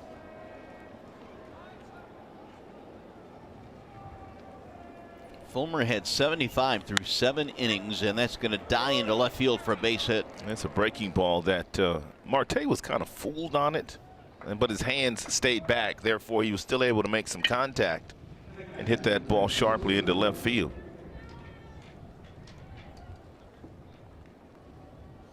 So here is Cervelli. What do you got Francisco doing here? He swung the bat so well in spring training, Mario, and he really swung the bat well in the first game of the year. I don't have him bunting here. I mean, I'm thinking that they're going to let him swing the bat. Ground out, fly out for Cervelli.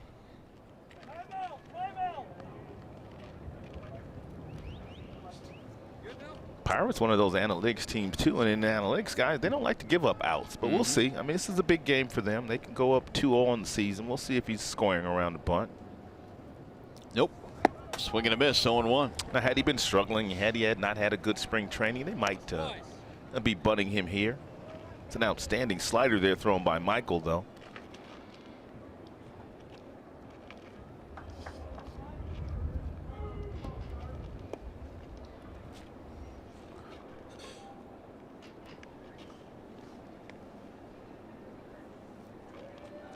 Talking about that big spring for Cervelli, 405 in spring camp this year.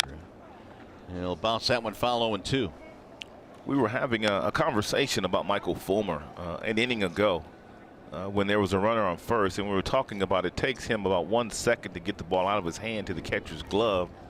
And even though Marte on first base has the ability to steal you 30 bags a year, it's just not wise to try to steal against Michael.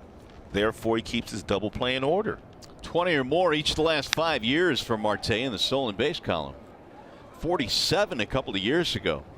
He was an all-star a couple of seasons ago. He's also won a Gold Glove while playing left field. Now he's their everyday center fielder with Andrew McCutchen being traded to the San Francisco Giants.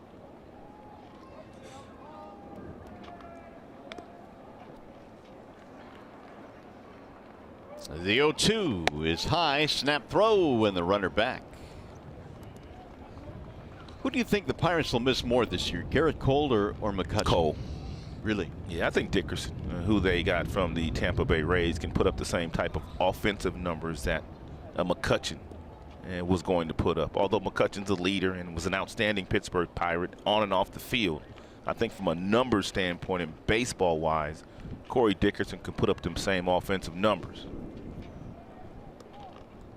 The 1-2. But Garrett Cole, I mean, he's the #1. I mean, a guy with untapped potential, 97, 98 with the fastball, and I think he's going to get better pitching in Houston.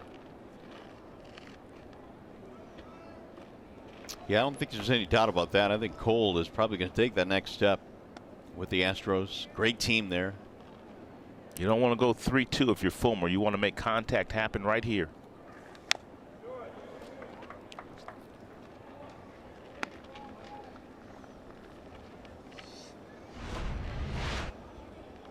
Well, here you go. Here's what happened with the Pirates, the Garrett Cole deal. This is what they got in return. We've seen Colin Moran in this series, and Michael Felipe as well. McCutchen went to the Giants.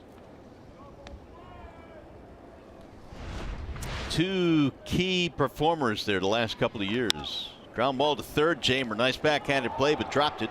His throw is in time for the out. Michael got the ground ball, which should have gotten him a double play, but it looked like Jamer tried to D too quick with the exchange.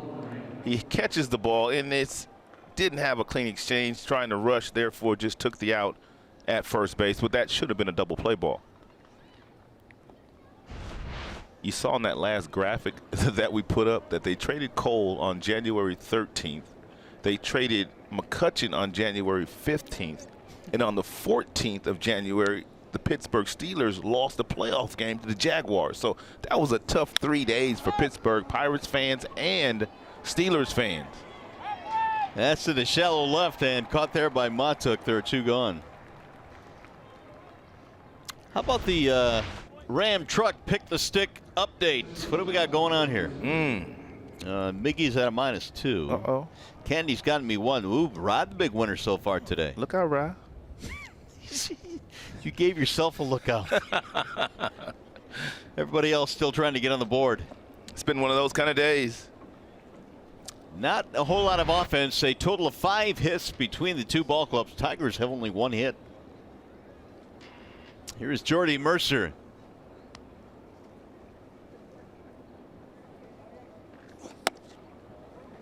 Here's a ball outside to Mercer. Got to pitch tough to Mercer here. Done a nice job. And thus far, with runners in scoring position, 2 outs. You can't let up. He had 14 homers last year and drove in 59. Pretty much batting at the bottom of the order for the Pirates. The 14 homers, a career high for Mercer last year. Good slider. He's had a really good slider today. You were reading some stuff about Mercer defensively, how he has become one of the more solid defenders. You know, he's not flashy, but everything he gets to, I mean, literally everything he gets to, he catches. and he throws very accurately across the diamond. He reminds me of a former Pittsburgh Pirate back in the day, Jay Bell, who was a real steady shortstop. 1-1. Chopped to third base. That'll be a foul ball. 1-2 on Mercer. There are guys that are very flashy in this game and have been in the history of the game at that position. Guys like Ozzie Smith, and we've talked about our own Jose Iglesias. And there are guys that are just as steady eddies like Trammell, Alan Trammell, Hardy, and Mercer.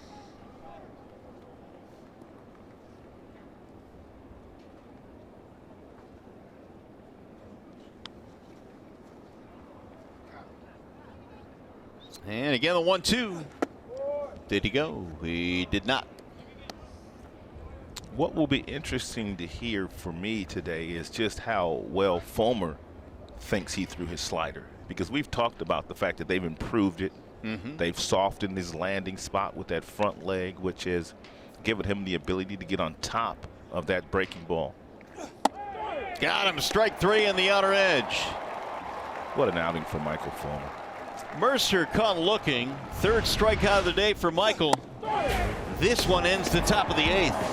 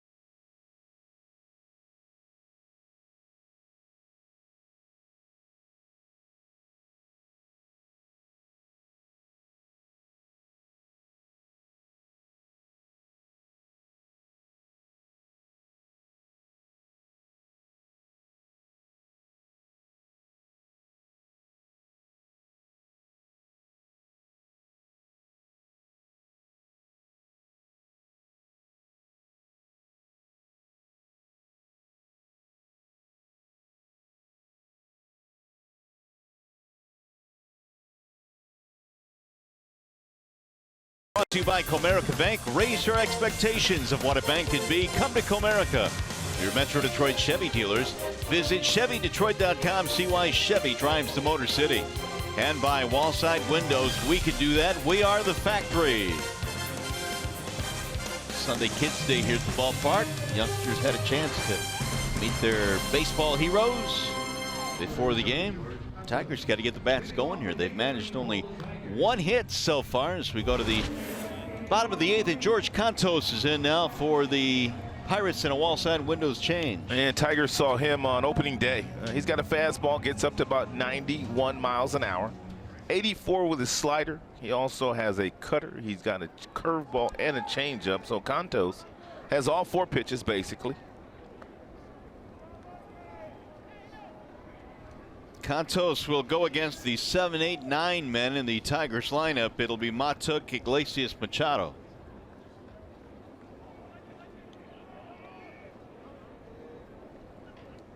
Mikey this afternoon hit a ball hard his last time up, but right at the center fielder. When you look at Moran down at third base, one of the things that obviously is in the scouting report of the Pirates is that Montuck will not bunt down in that direction. In a game where you're trailing by one and you've got that much room, if you're a bunter, man, you could take advantage of that. High fly ball to left. Corey Dickerson drifting back. One gone.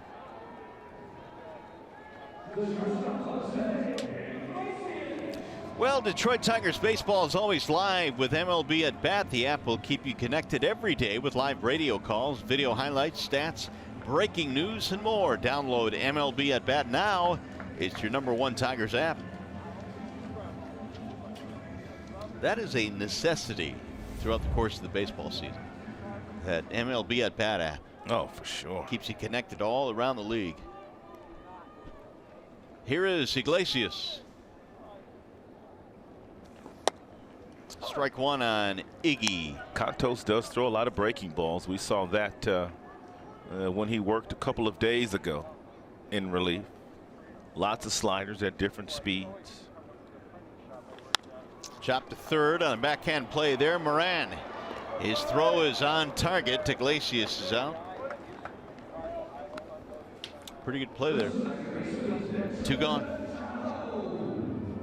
He was not going to get an opportunity to play in Houston with Alex Bregman playing third base now for the Houston Astros, and Bregman looks like he's going to be there for about a decade. He's pretty good. Nice little backhand by Moran. Gets up, throws a strike across the diamond. So he welcomed the trade to Pittsburgh, came over in a Garrett Cole deal. Now Machado. Dixon waves and misses. Who do you got as the best team in the American League right now? Is it Houston? Yes. Is it? Yes, I like Houston right now as the best team, most complete team. The 0-1. Good pitch, 0-2. Cleveland's going to be a good ball club. Of course, you got the Yankees and Boston, which will be good teams as well. There'll be a surprise team in the American League, too. I don't know what that surprise team's going to be, but there's one every year. There is, and the White Sox off to a pretty good start. That might be the surprise team right there. Line drive to center, base hit. Machado with a 2-out single.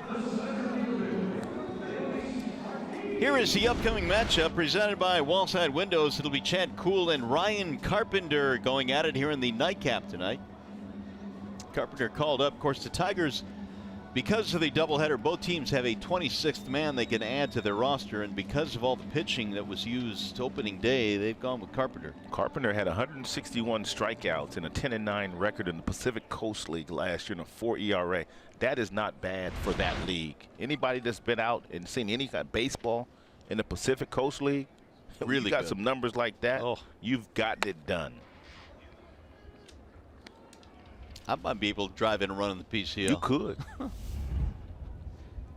Boy, some of those ballparks there in Vegas, ball flying. When I was playing in the PCL, Mario, if you didn't hit 300, you probably got released the next year. Really? Yeah. I mean, there was 35 guys hitting 300 in the PCL every year. Here is Martin. I mean, it was a nightmare for general managers and farm directors to really gauge and judge the talent that you had because of the fact that so many guys had great offensive numbers in that league.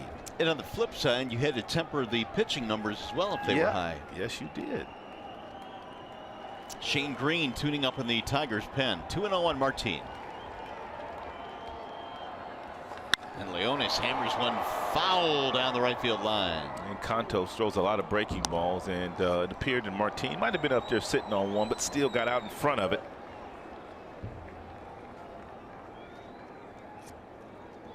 As a matter of fact, he'll throw that slider nearly 20% of the time.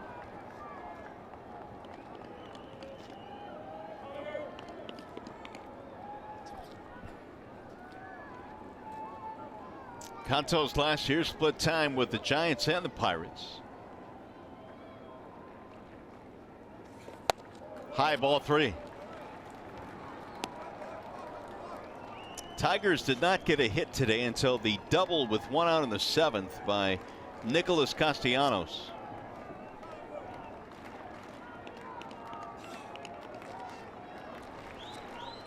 And now a 2-out single by number 9 hitter Dixon Machado.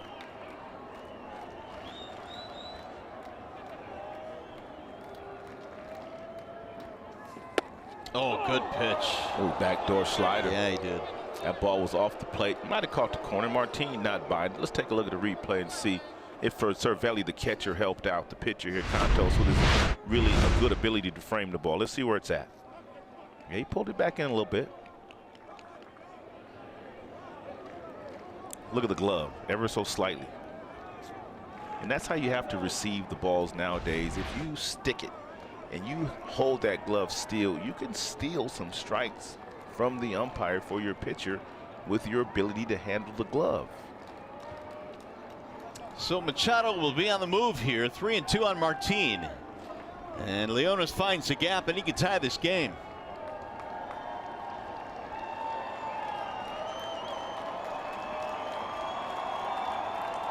Cantos' best pitch is a breaking ball.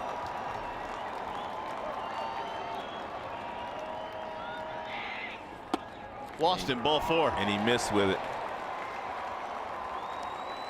2 on now with 2 outs.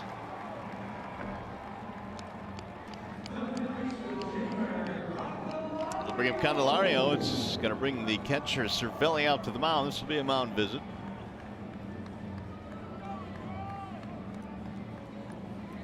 It's the first one of the day. Got 5 left. I thought we had one earlier today. They just haven't updated this yet. I think. Oh yeah, the pitching coach went out came once. out. Yeah, he did. Home plate umpire signaling it now. So here is Candelario. Take a look at where the right fielder is playing right here. He's on the warning track. Literally. By the way, that is the 6th walk for Pirates pitching. Somehow, some way, Tigers got to score a run or 2 here and win this game, especially after 6 free passes. Man, this guy's a breaking ball artist, isn't he? Floated another one up there, and he caught the outside corner, 0-1. I mean, slider after slider after slider, and he changes speeds with that pitch, too.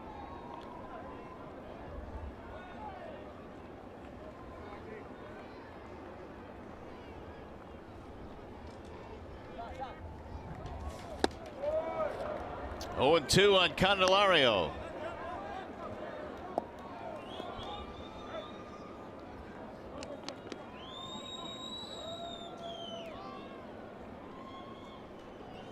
Trying to get Miggy up there. He's waiting on deck.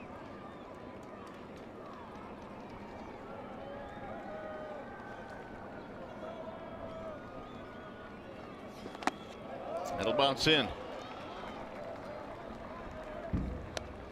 Cold day today, and the Tigers' bats have gone stone cold. You take a look at the numbers on the left. Friday, 23 runs, 31 hits combined between the 2 teams. Today, just 1 run, so both bats of both teams have kind of go cold. 1 run today, that's by Pittsburgh. 6 total hits. Only 9 at bats for both teams with runners in scoring position. Here's the 1-2. Bouncing ball right side. Straight at the second baseman Harrison. That'll end the inning. Tigers threatened but strand a pair. On our way to the 9th in a 1-run game.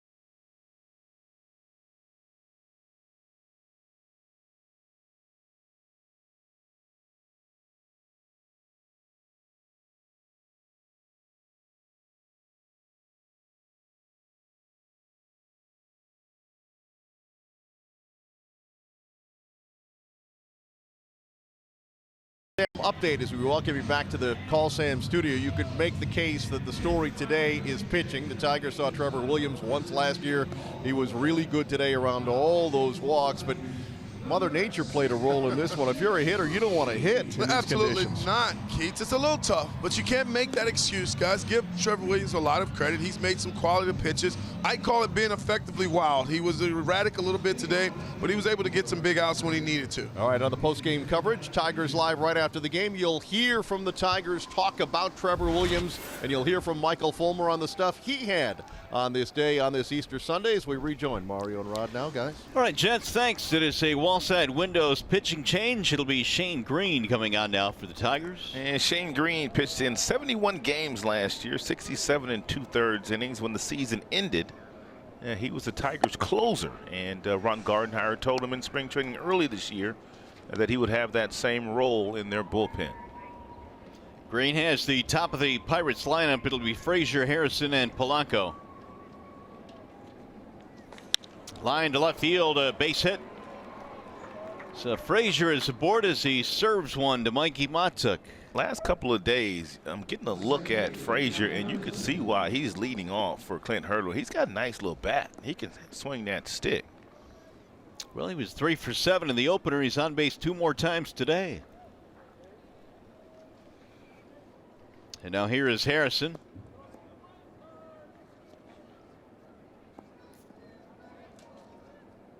Shane Green in the opener, 2/3 of an inning, 3 hits, 3 runs.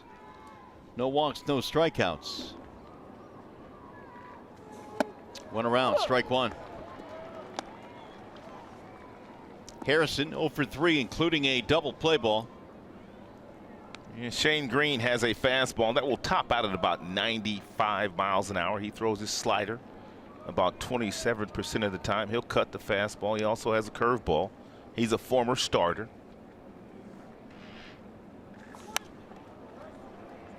0-2.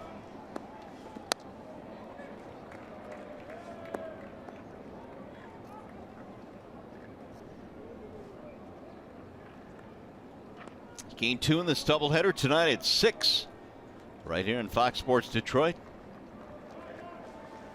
It'll wrap up this opening series against the Pirates. The Royals coming to town tomorrow. It's 1-2 now on Harrison.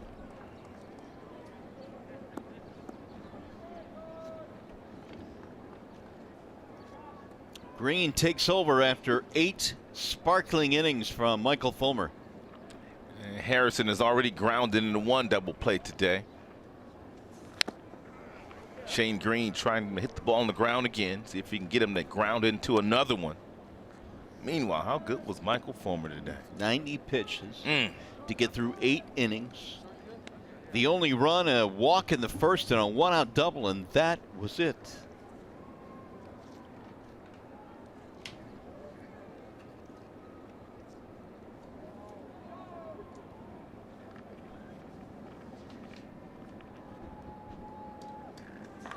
Line to left field, that ball is foul.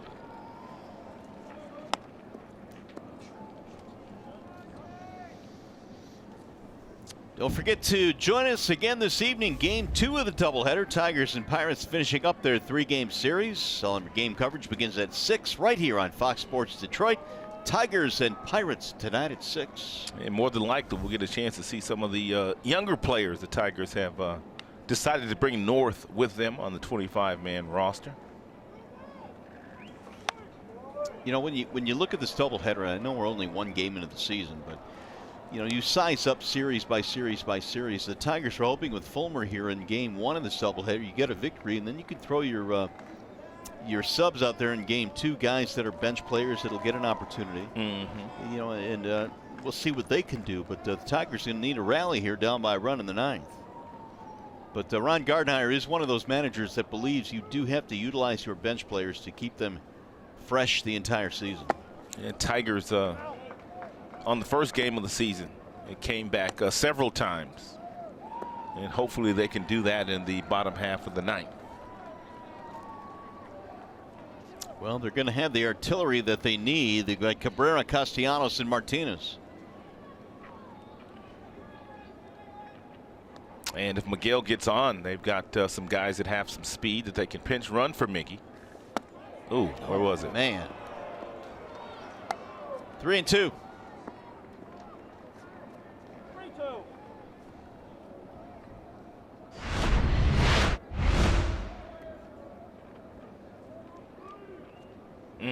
Borderline. Yep. Let's see what Frazier has in store here at first base.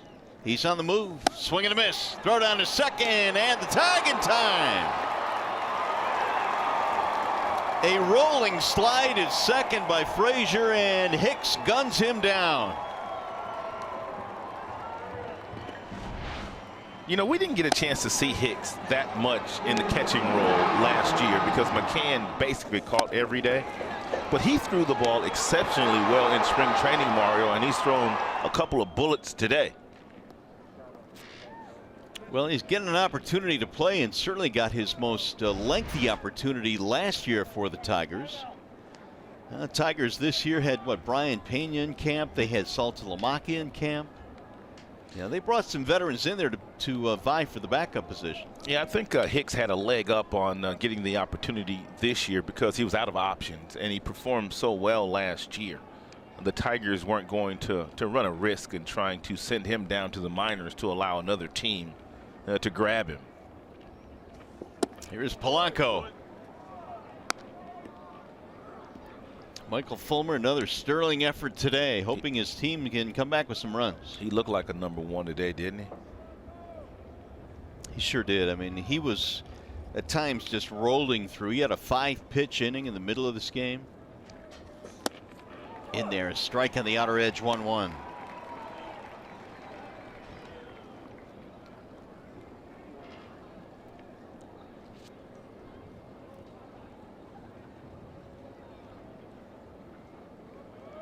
The only 2 Tigers hits so far. The single by Machado, which happened in the 8th. Their first hit was the double in the 7th by Castellanos. It came with 1 out, but they stranded him.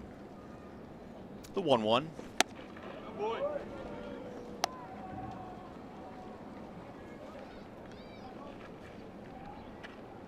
You know, Polanco is the guy that won it for him on opening day. The 3-run shot in the 13th inning. And already has 5 RBIs this season.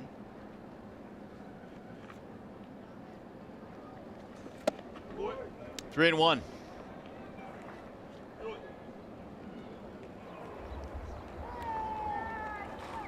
There is the closer, Rivero, the left-hander, who also struggled. He was part of that 4-run 9th inning, which the Tigers tied it up on opening day. He could not throw his fastball over the plate for a strike. And he lost him, ball 4. Well, just like we promised you, it is time for the Miller moment, hold true moment. And that would be Trevor Williams, who started the game. And he was effectively wild, as Simo said. He had 5 strikeouts in the game, but he pitched 6 innings. He did not give up a hit. They played really good defense behind him, turning a few double plays. His dad, Richard, is in the stands as well and really appreciated his son's effort with the fist pump there. Looked like Dad got a pen in his hand, keep a score, too. That's a proud dad there. Indeed. Here is Josh Bell. He'll bat now with the man at first and 2 outs.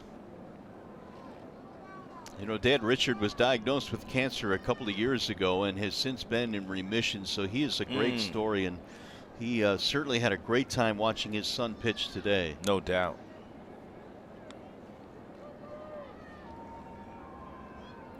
And a toss back to first as Polanco gets back in there.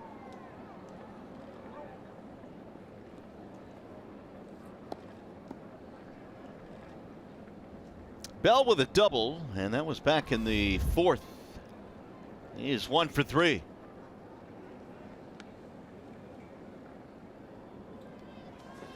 Swing and a miss.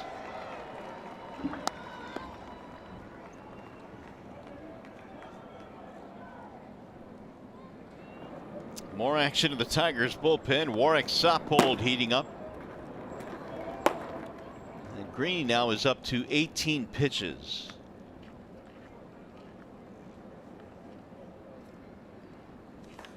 Ground ball. Base hit into left center field, out of the reach of Iglesias. And Polanco coming to third. He is in there. Throw down to second, not in time. And the Pirates now have him at second and third and 2 outs. Iglesias was playing Bell up the middle, and it looked like he got to the ball, but it looked like the ball went right underneath the glove of Jose Iglesias. And now you have Polanco, who slowed down once he got to second, almost trying to deke Martin, the center fielder, into the fact he was going to stop. And then he turns on the Jets, and not only did he get into scoring position, but Bell, who hit the ball, also got into scoring position.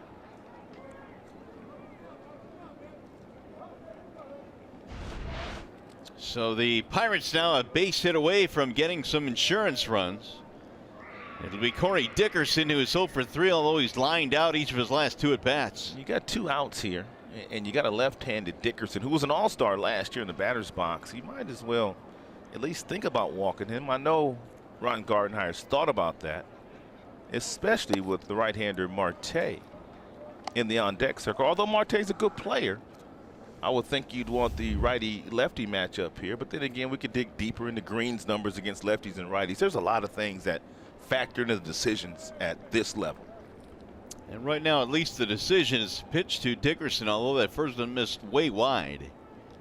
And that one as well, 2-0. So this is one of those intentional base on balls. Just don't make a mistake. You know, I think Gardenhire has enough confidence in Green to say, all right, pitch to him, but don't make a mistake. But nowadays, you could just tell the guy to go down to first, though, right? That's right. Part of the speed-up movements of baseball. Lefties hit 235 last year against Shane. There's a big swing by Dickerson, 2-1. Right-handers hit only 185 against him. So, 235, that's pretty good numbers. But if you're Green, no matter what happens, you cannot let Dickerson beat you here.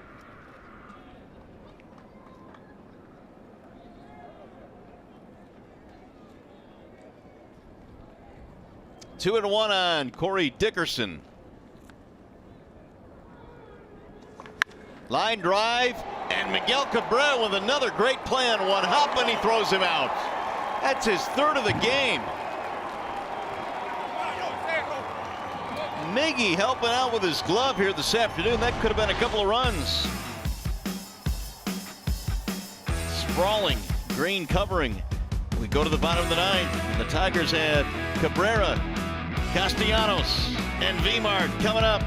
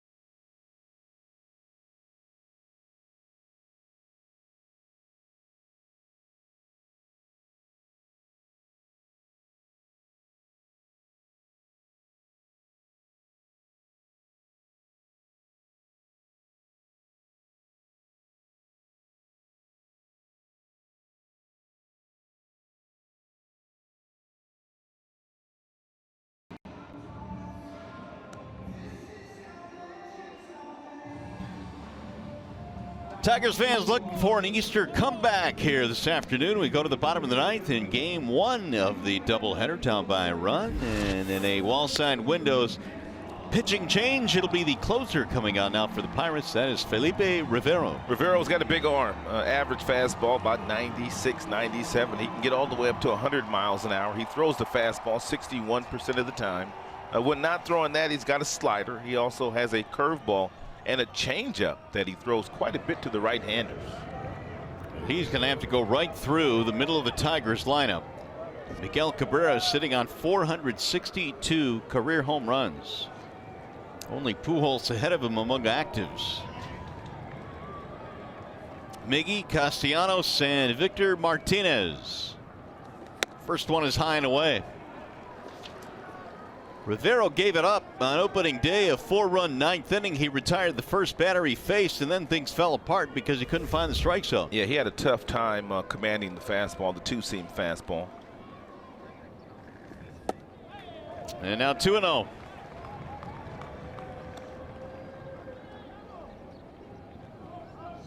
Rivero came on to get Cabrera in the ninth inning on opening day. Then he walked the next two hitters, Castellanos and Martinez, and then it was on. Mccann had a big 2-run double in that inning. The 2-0. Miggy swings and misses.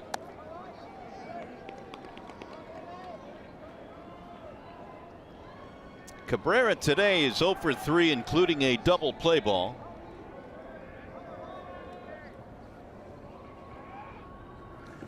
Another wave and a miss. 98 from the lefty.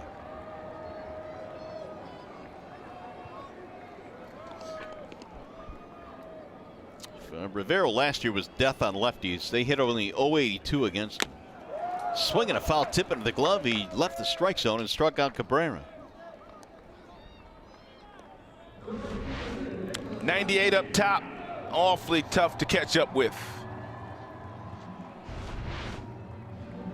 One gone now. That'll bring up Castellanos.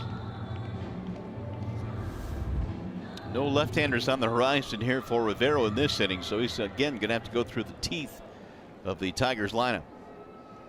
Nick has had himself a good day. A couple of walks and a double. They'll spray that one foul 0-1 at 97.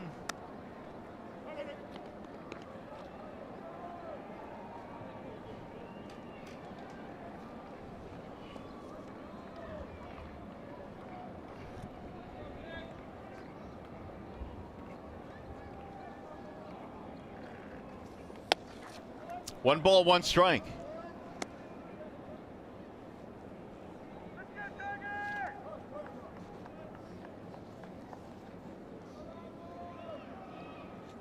Rivero hails from Venezuela. He is 26 years old.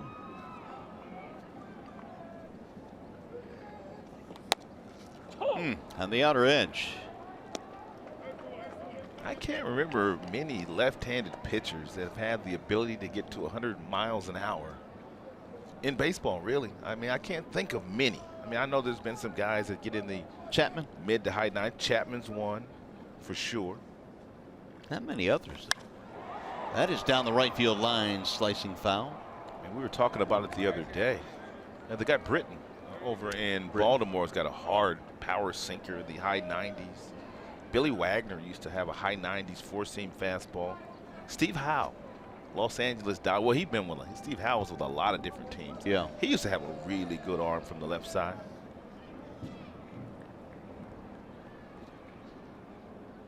Of course, Randy Johnson. Oh, I forgot about the big unit. Oh, swing and a miss. Castellanos chasing. Well, now we're seeing by some of these last couple of swings by Miggy and Nicholas how good Rivero can be as a left-handed closer. We're also seeing some guys that were kind of shaky and jittery on opening day coming in doing the job today. We talked about that. Opening day sometimes can bring out those jitters. So now here is Victor Martinez, who will bat from the right side against the lefty.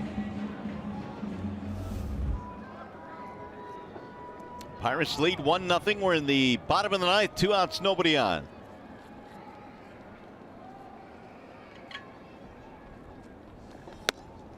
Ball 1 to Vmart.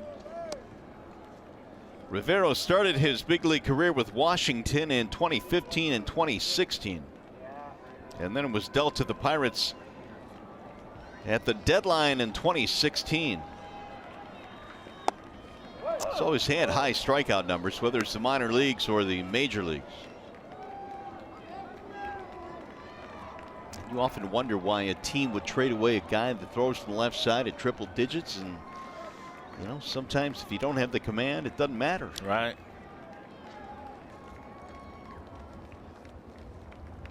The 1-1. 1-2. Or it's a trade deadline deal and you're desperate to acquire that player from another team, which means you're going to have to give up something to get something in return. Good point. Yeah, sometimes you don't want to do it. But you just have to. Like the Mets and Michael Fullmer in the Cespedes deal. Exactly. 1-2 on Victor Martinez.